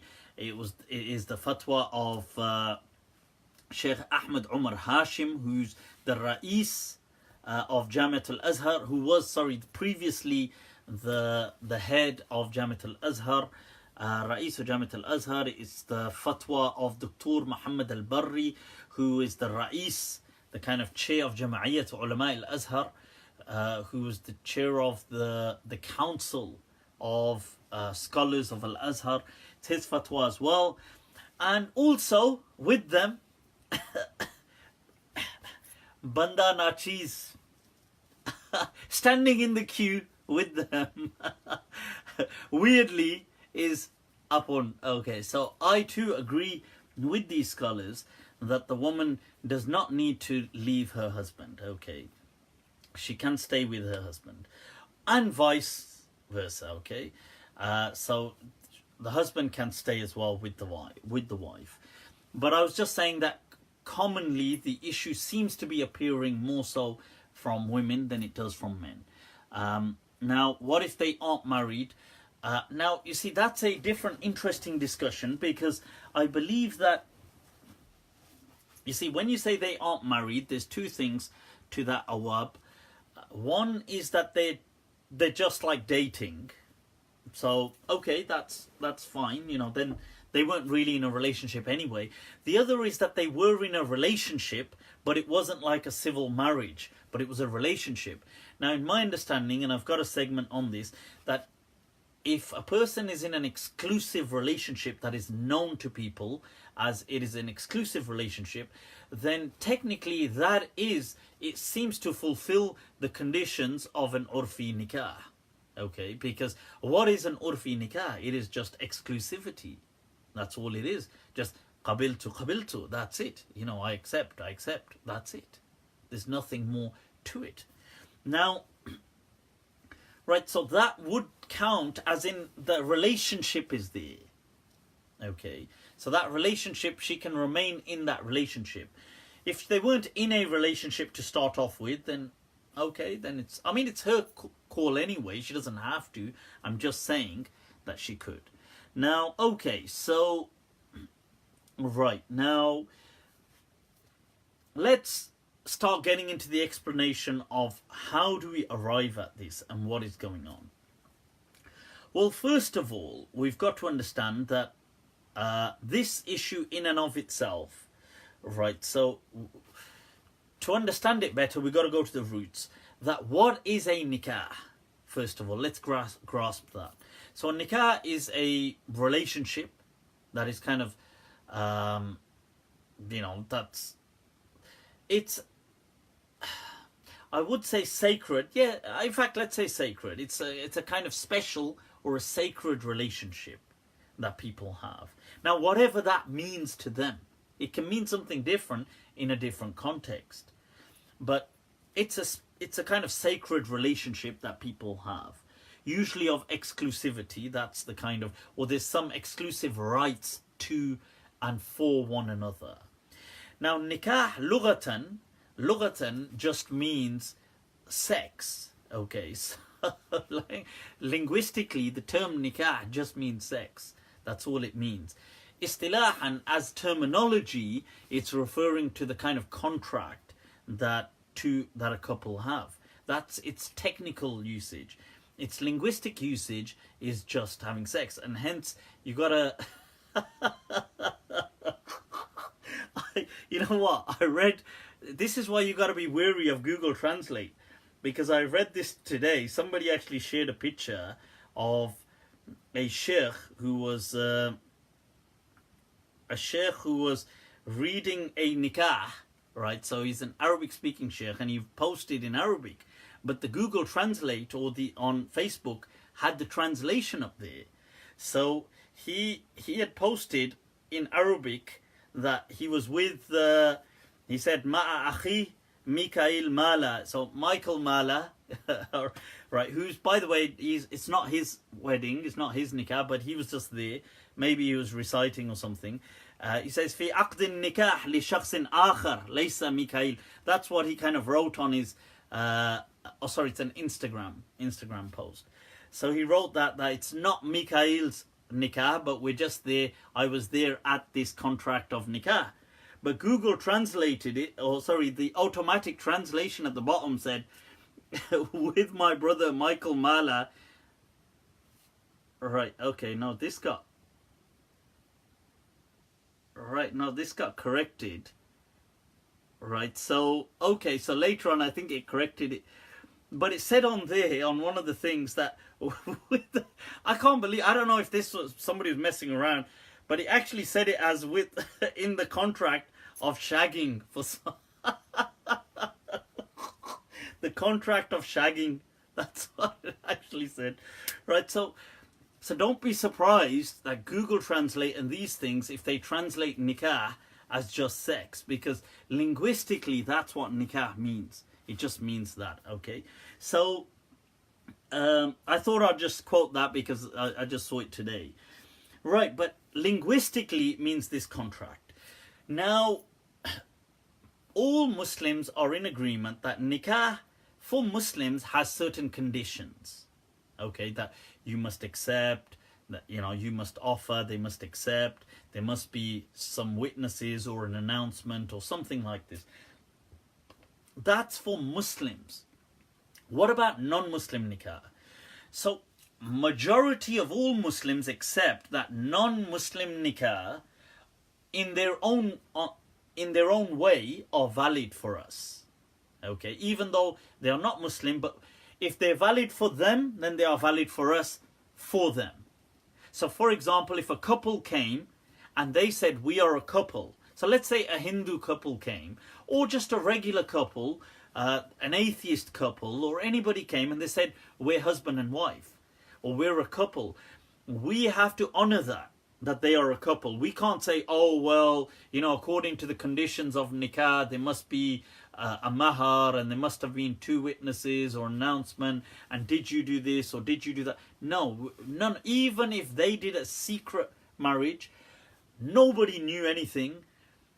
But if it was okay according to them, then Islam has to honor them according to their way of life. That's all. So you get scholars like Imam Sarakhsi clearly writes about that even according to Imam Abu Hanifa, he says, so even if non-Muslims had got married without witnesses, without guardian, without mahar, without everything, but they got married, and according to them it was fine, ala dinihim, if they both became Muslim, they are not asked to repeat their nikah. Right, so the point here, why did Muslim scholars discuss this point? The point was that if people embraced Islam as a couple or as a family, do we as Muslims ask them to repeat their nikah? And the answer is no, we don't. So in the time of the Prophet, many people embraced Islam. They were never asked to repeat their nikah. The Prophet never said, oh, you need to repeat a nikah. He never said that, ever. And in fact, people in tribes embraced Islam. They were never asked that you need to repeat your nikah. So just to be very clear on that, okay? Now, what does that mean? What can we deduce from there? Well, we can deduce from there that the nikah of the non-Muslims is valid. So if it's according to them, their rules, whatever their rules are, but according to them it's valid. So just like in today, so let's say in contemporary law, so let's say you get married in Pakistan, Now, you're married in Pakistan. Now, years later, in the UK, you decide to have a divorce. Now, by the way, many people don't know this. I'll just answer this: that if you get married in a country abroad and you come over here with your spouse, you're not automatically registered. By the way, many people assume they are. They're not, right? But so according to the kind of registrar office, you won't be recognised as married. However, you can still apply for a divorce in this country. Now, if you applied for a divorce, you would have to provide a certificate of marriage, which technically wouldn't work in this country because the rules and regulations would be different to when you conducted your marriage, let's say in Pakistan. They could have been different, like let's say there was an age difference, or let's say this was your second wife in Pakistan, whereas in the UK you couldn't have a second wife. Or let's say this was, what I'm trying to say is, let's say it violated a condition that would have applied here. But if you wanted to conduct a divorce and you provided that certificate, then the English courts, under international treaties, on recognizing that, let's say, Pakistan is a sovereign state, would honor that certificate of marriage and say, well, okay, according to that sovereign state, therefore you can apply for divorce here. So it works in a similar way in contemporary law. Now, in Islamic law, it worked in a similar way, and works in a similar way, that Khadim Rizvi just wrote backup wife. like when the hard drive breaks down, you got a backup. Right? So my point is, when people embrace Islam, they're not being asked to repeat their nikah. That is outright overwhelming majority of ulama of Islam have been of that understanding. The Maliki madhab, the Hanafi madhab, most of these madhabs all recognize that, look, if they were Muslim, they are not asked to repeat their Islam. So the Prophet's daughter Zainab, when she had married Abu al-As, and he was a mushrik in Mecca, when she came with the Prophet to Medina, years later, he came to Medina, and they got back together. They never repeated a nikah, and she actually offered him protection, and he came to see her, and to remember, and then he embraced Islam. He hadn't embraced Islam. So, and she's the one that actually said, that he has kind of like, they had a system that somebody could offer protection. And she said, well, he has my protection. Nobody should harm him. And he wasn't harmed.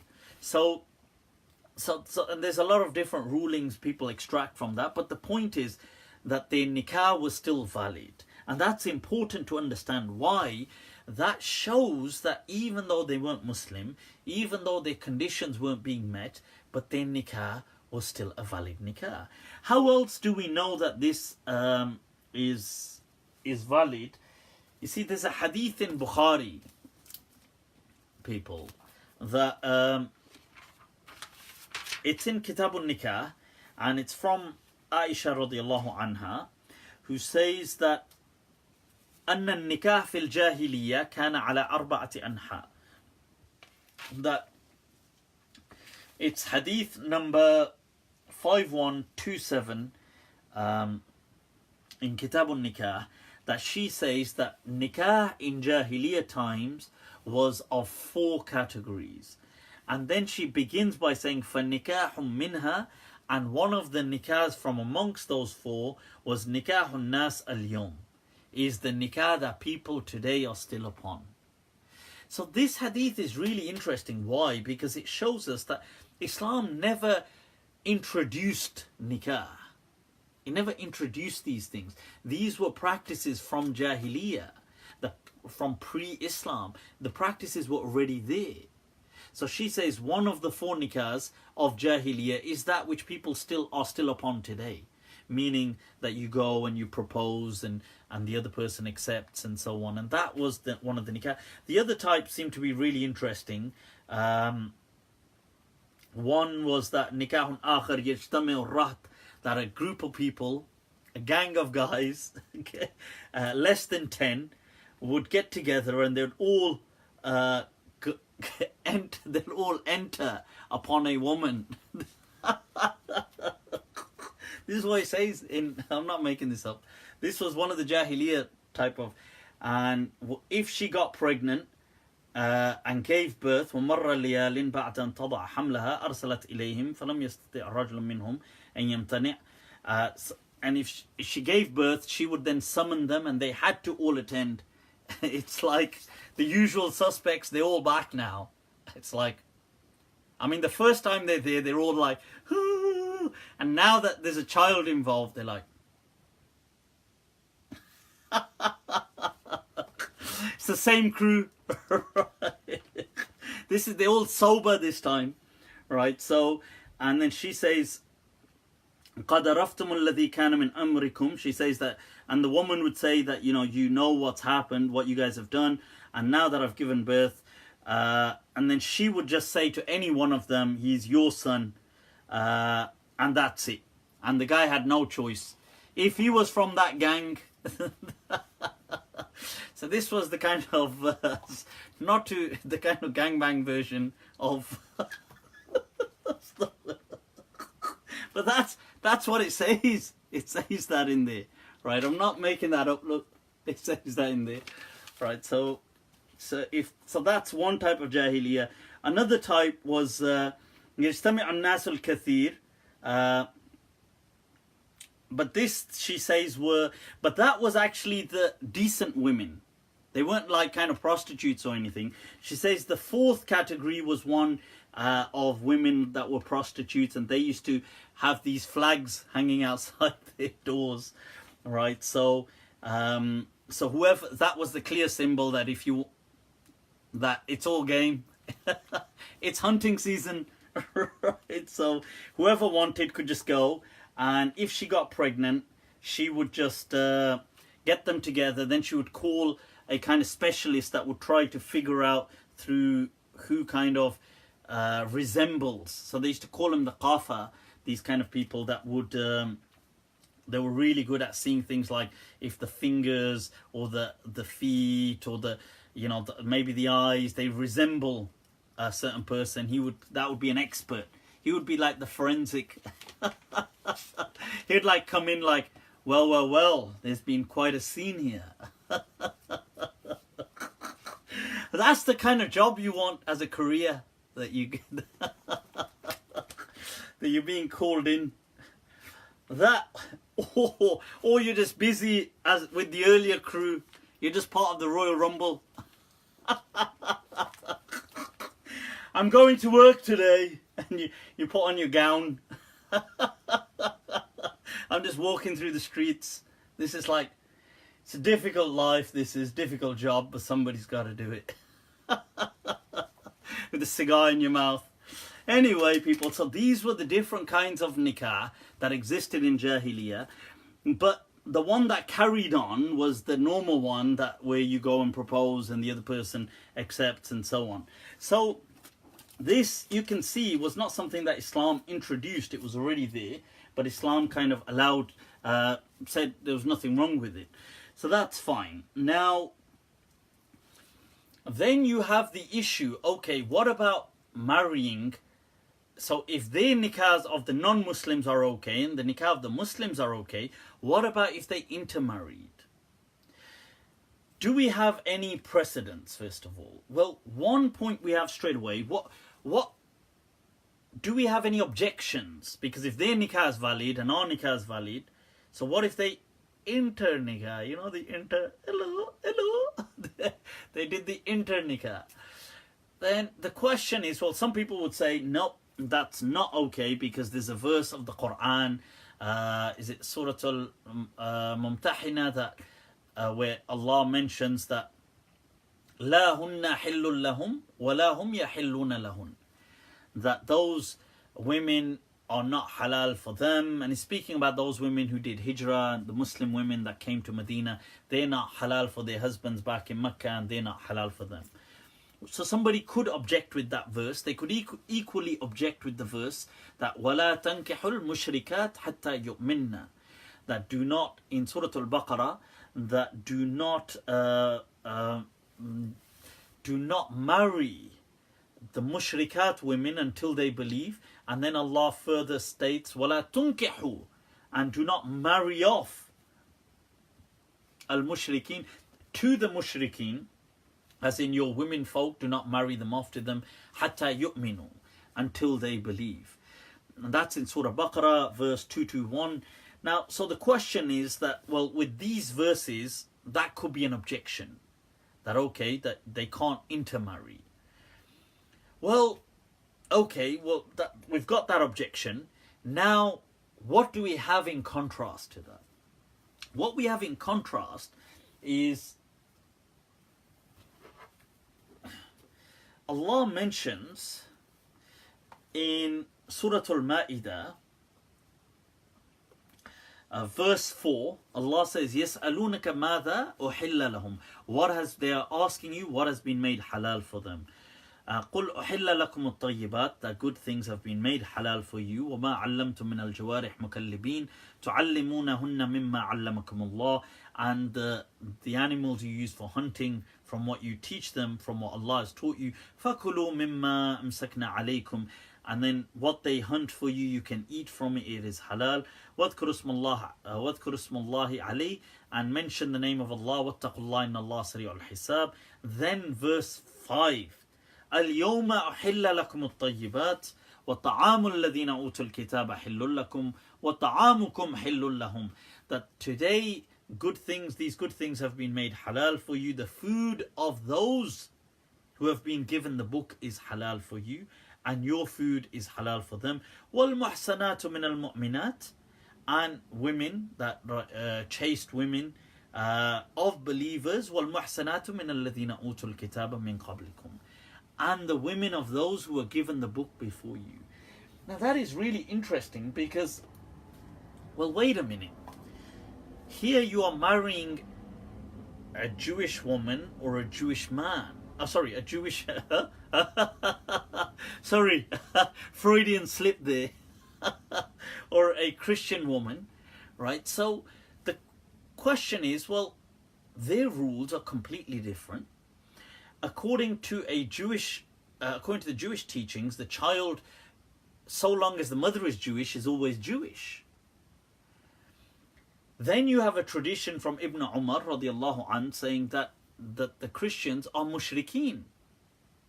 That they are he says, I don't know a mushrik greater than one who says, Jesus is my God, is my Lord.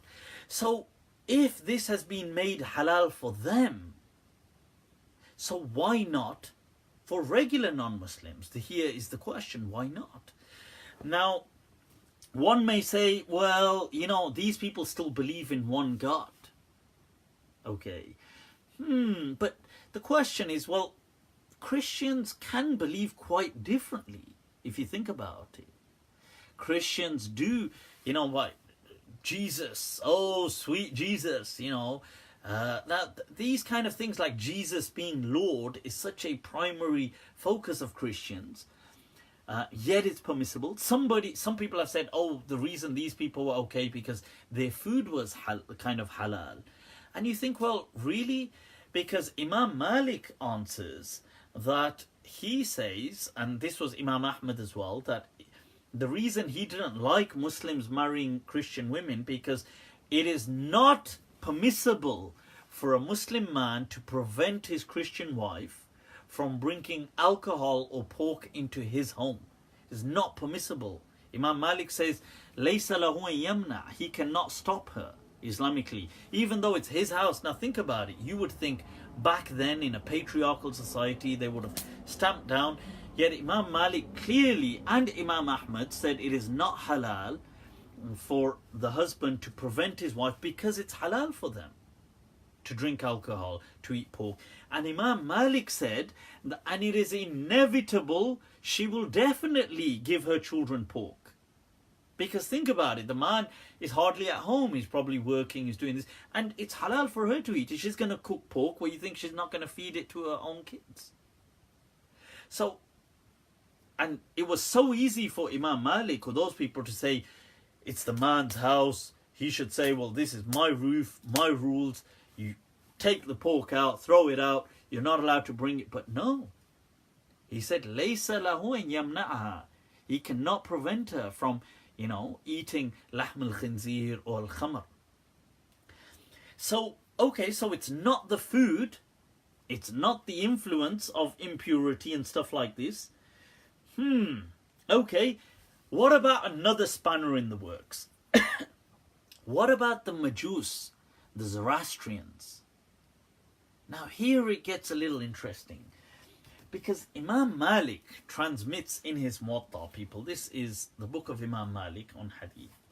Now, he transmits about the jizya of Ahlul Kitab in Hadith number, in this edition, right, 631, Hadith 631, from Malik, and this is really interesting. Imam Malik sometimes, he doesn't normally transmit from Imam Ja'far as-Sadiq. Not for, we don't know the reason, but he doesn't generally have transmissions much from him, although Imam Ja'far as-Sadiq was his teacher. But yet here, Imam Malik is transmitting from Imam Ja'far as-Sadiq, from his father Muhammad al-Baqir, from his father Ali Zain al-Abidin, but then he says from Umar ibn al-Khattab. It's really interesting that Imam Malik brings a chain going from the kind of Shia Imams and then linking it through to Umar as well. Through him, demonstrating that maybe, things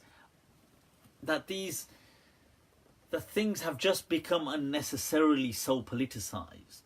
That, that they did have this kind of respect for each other and love and admiration. So he transmits from Umar that he mentioned the Majus, the Zoroastrians, and he said, what do I do about them? I don't know. So Abdul Rahman ibn Auf said, I heard the Messenger of Allah say, Sunnu bihim sunnata ahlil kitab. Sunnu bihim sunnata ahlil kitab. That you treat them the way you treat the people of the book. That go, not just sunnu, like take the same sunnah, the same road for them that you take for. So based on this, when it came to having, could you have intimate relationships with these people, you had certain scholars all of a sudden, certain companions like Hudhayfah ibn al-Yaman radiallahu anh said you could with the Majus. You had people like Amr ibn Dinar from Mecca who said you could. You had Ata ibn Abi Rabah who said you could. Especially, and I know it's a whole different discussion, I've discussed it in the past as well, about things like servants and that they had in the past and slaves. Now, but expanding on that, and I've explained all of that in a separate segment, and you can watch it out on, you can check it out on YouTube about slavery, and I've explained how with trajectory hermeneutics that was to be made haram in time to come. But it's interesting how, especially in those aspects as well, that they said that the Zoroastrians were just like the people of the book. Now, Tawus, who's a student of Ibn Abbas, went one step further and said any idol worshipper too. He said wathaniyat, even women who worshipped idols. And he based this on the battle of the Prophet, which was known as Ghazwatul Awtas, that when they came back from there were several women that came back with them, that many of the companions had relationships with. And they said that, Tawus said that they weren't Muslim and they weren't Ahlul Kitab, they were Mushrikat. They were women that used to just worship idols. Now, based on this, people, when you see all of these kind of things, you understand that, well, okay, so why wasn't this commonly happening? And what you get is that, look, Islam in its early time was a make or break deal with the companions and with the early communities. And it was important that Muslims kind of set up families, set up a society for Islam to really flourish. That at that time it was going through an unstable and insecure phase. In time, like today, Islam, like let's say when we are 1.8 billion people on the earth, Islam is no longer insecure. with the the likes of me or you or whatever, we make no difference to Islam. If Islam is here to stay now, it's not the same as it was in the beginning, when Islam was simply a society. Now, at that time, if people started diluting and branching out, it could have caused problems. So this is why it strongly emphasized the bond between between people of the same faith. So you could have that kind of a household. Even today, this is the ruling generally within Islam. I feel that it is still strongly encouraged that you share common faith, you share common goals, especially when it comes to family life. But the question is, if somebody did conduct a nikah with a non-Muslim, or somebody embraced Islam and the other partner was still non-Muslim, is that relationship still valid? Is it valid? I'm not saying is it a good thing or should you be doing it, but is it valid? And I believe it is valid, just as those other scholars I've quoted. And what's interesting as well is, and the dalil for it, under the verse of the Quran, وَلَا تُمْسِكُوا بِعِصَمِ الْكَوَافِرِ, that do not hold on to, like in a relationship, to the disbelieving women. This was a verse. Now, some people use this as an evidence. Well, if that were the case, my first point would be that the nikah ought to automatically have broken. Like, think about it. If this verse meant that a nikah doesn't happen between a Muslim and a non-Muslim, then that meant that all the companions who had non-Muslim wives at the time of Hijrah, right, so it would have just broken automatically. If that was the case, then why is it when this verse was revealed, وَلَا تُمْسِكُوا بِعِصَمِ الْكَوَافِرِ, right, after the women had done Hijrah, Umar ibn al-Khattab radiallahu anh had two wives who were still not in Medina. They were mushrikat, they weren't Muslim. One was called Qurayba bint Abi Umayyah, and the other was called Kulthum bint Amr al-Khuzaiyyah. So Qurayba and Kulthum, Umar ibn al-Khattab divorced them. He said, طَلَّقَهُمَا. He gave them talaq. Now the question is, why would you be giving talaq unless the nikah was actually valid? You'd only give talaq if it was actually valid to begin with. If it wasn't even valid, then why are you giving talaq? So that's a further evidence really. And this verse, وَلَا تُمْسِكُوا بِعِصَمِ الْكَوَافِرِ, and this, what I quoted earlier, لَا هُنَّ حِلٌّ لَهُمْ وَلَا هُمْ يَحِلُّونَ لَهُنْ, that they are not halal for them, for those men, and those men are not halal for them. Sheikh Abdullah bin Bayya mentions that this verse was speaking about the muhajirat, about those women who did hijrah and came to Medina. It was not speaking about people in general, because it begins by saying that when the muhajirat women come to you and so on. Now, so that's what it was in context, and it was to do with the context of just following the Sulh of Hudaybiyah, and when the Muhajirat women came, and the Prophet didn't return them because some of the mushrikeen men in Mecca asked for those women to be sent back, and they would have been tortured as well, and the Prophet refused to do it. Now, so in this verse, that لا هن حل لهم ولا ترجعوهن, do not send them back to the kuffar, they are not halal for them, they are not halal for them. This was a ruling of saying that was specific to the, muhajirat. Okay, this is what Sheikh Abdullah bin Bayya writes. And how do we know that they are not halal for them and they are not halal for them? Because other marriages were allowed to mushrikat, like Christians. Christians are also mushrikeen from one aspect. They do believe in Jesus to be God, yet the nikah is perfectly valid, right? And relationships with wathaniyat, idol worshippers, according to Tawus, and was permitted, and with Zoroastrians, according to Hudhayfah ibn al-Yaman radiallahu an, and Amr ibn al-Dinar, and according to Ata ibn Abi Rabah, and so all of these. So this was the kind of summary to show that it wasn't actually as straightforward. This issue that if a woman embraced Islam and her husband was a non-Muslim, Ibn Qayyim al-Jawziyah brings 9 different opinions, right, representing what to do in that, or what the scholars have said in that scenario.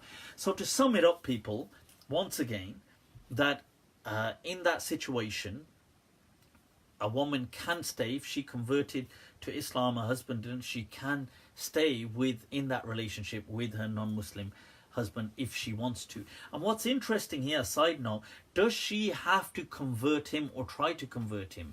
And you know, in a previous show, some people, I mentioned that some people were they were making these clips about me from a prior Q&A where I was asked that, what's the best thing for converts to do?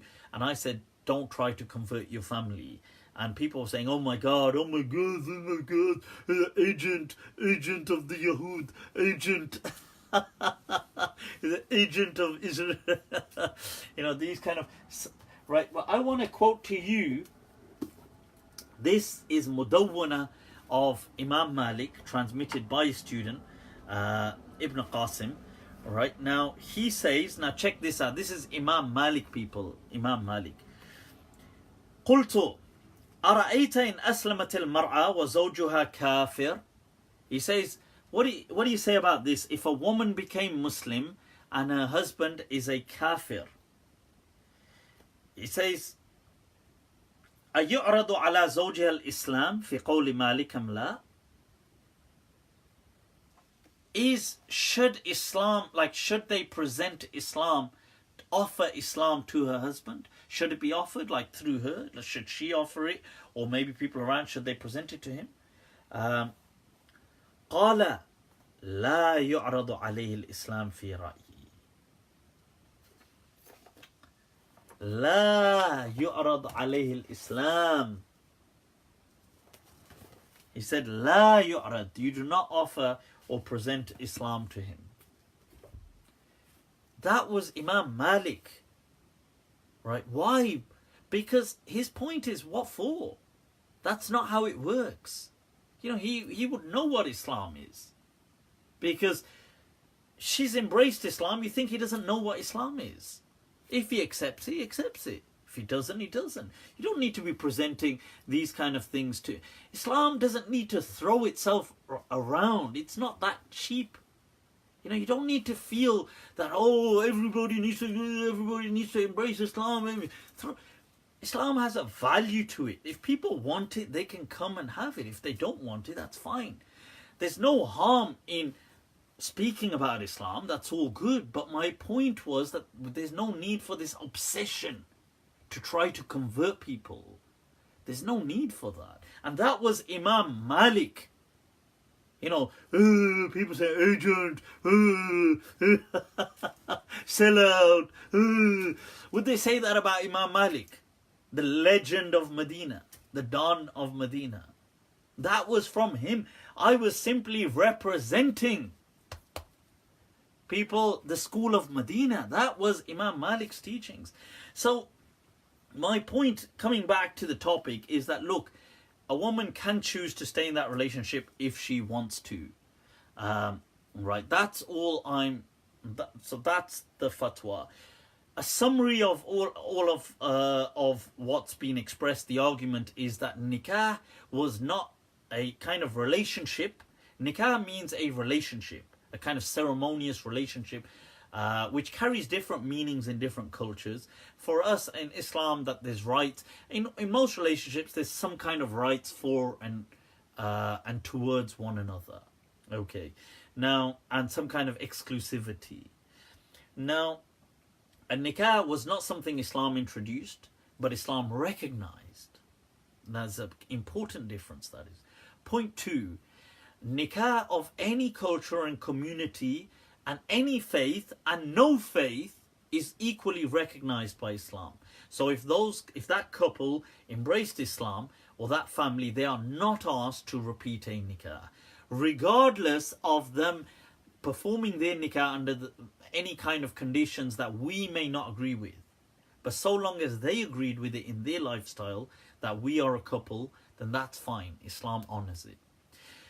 So if Islam honors nikahs of any lifestyle or whatever to be valid, then in essence they would be valid regardless of who was participating, if it was a Muslim and a non-Muslim. So even a nikah between a Muslim and a non-Muslim would be valid. The dalil for that is when the companions were discouraged from these kind of nikahs, people like Umar ibn al-Khattab radiallahu anh divorced his his mushrik, his kind of pagan, sounds funny to say pagan, but pagan kind of wives, Qurayba and Kulthum, who were mushrikat. He divorced them, right? So with these points, and you've got the fact that as a final point, you have that Islam does encourage strongly a family kind of setup and a family unit, and thereby does strongly recommend, not just strongly recommend, that the nikah is between Muslims if it is of a Muslim. So you marry a Muslim. That is Islam's primary focus. So you can have a safe or a kind of a zone, a harmonious zone in which you can raise children who would not be in conflict of faith between the parents and things like that. So with these things in mind, that's how it generally goes about, that Islam, that nikah was not something it introduced, that it just acknowledged. It also acknowledged that of the different faiths, that they were valid in their own right, and that based on that they should be valid between themselves as well.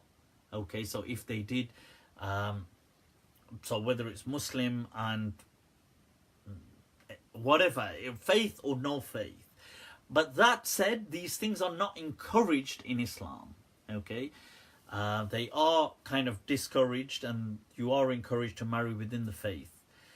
But these things would be valid if they happened. So I hope that kind of sums up a lot of I'm just trying to think if there were any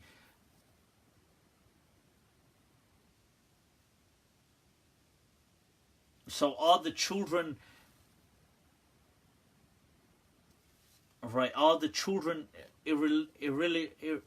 irreligious? So what are the children? I suppose as you bring them up, they will be brought up. I mean, with the understanding that you bring them up.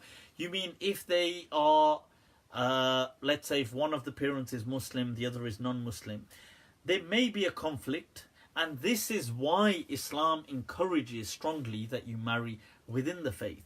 That said, the nikah would be valid. There's a difference in it being valid and it necessarily being the right thing or the best choice from a faith perspective. I'm not saying it's the best choice from a faith. It probably is maybe a disastrous choice from the faith perspective, but it would still be valid. Okay, so there's a difference between validity and between the quality of something. Okay, so I need you to understand that. So the whole point today was to simply emphasize that even if a Muslim married a Hindu, for example, that the nikah would still be valid, but it may not be a qualitative relationship, and it may be a disastrous one from a religious perspective, but it would still be valid, if that makes sense.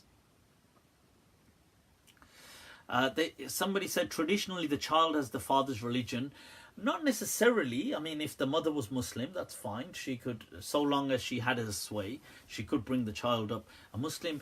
As you saw in the Jewish teachings, so long as the mother is Jewish, the child is Jewish, not by the father. And I think this is,